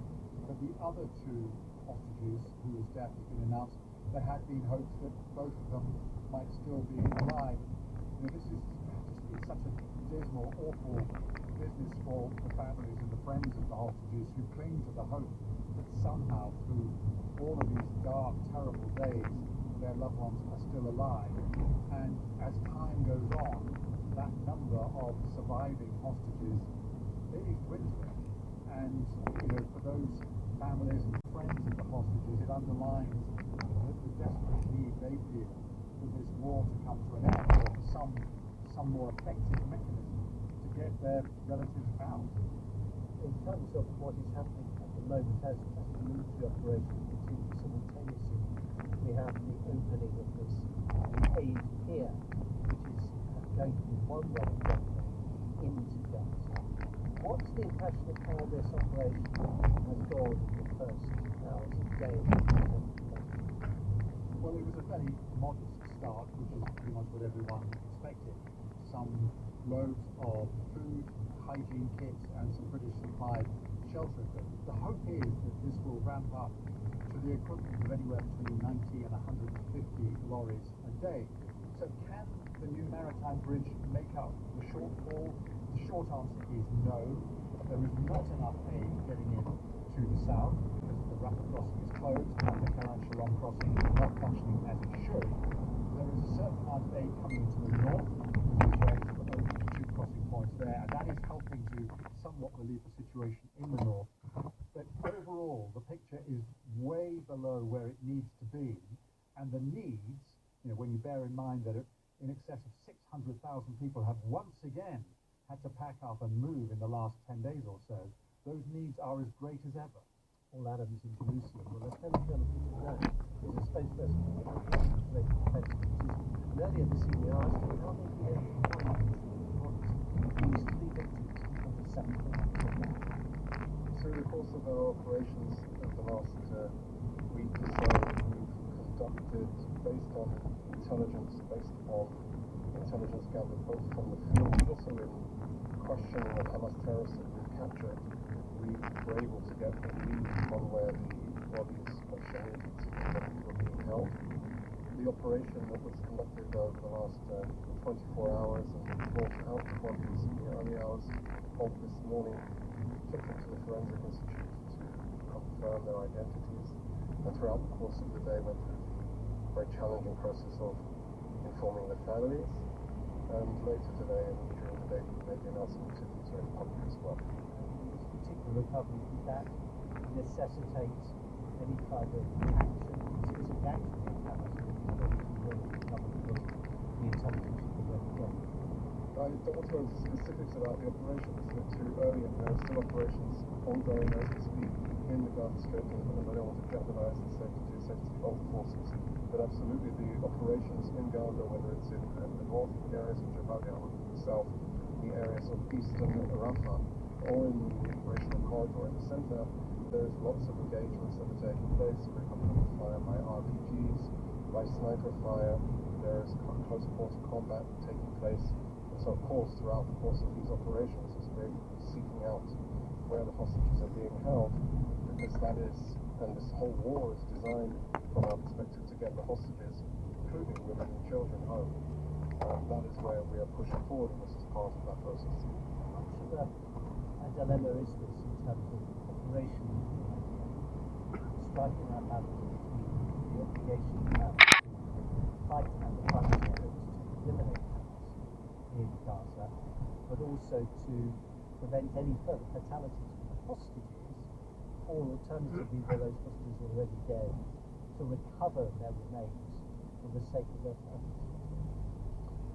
So when we bring home the fallen, as we did in the early hours of this morning, we are reaffirming our commitment to the principles of justice and humanity to the families. But I'd also say that we're sending a very strong and clear message to Hamas that we will not abandon we are vigilant to stand by each other in life and in death.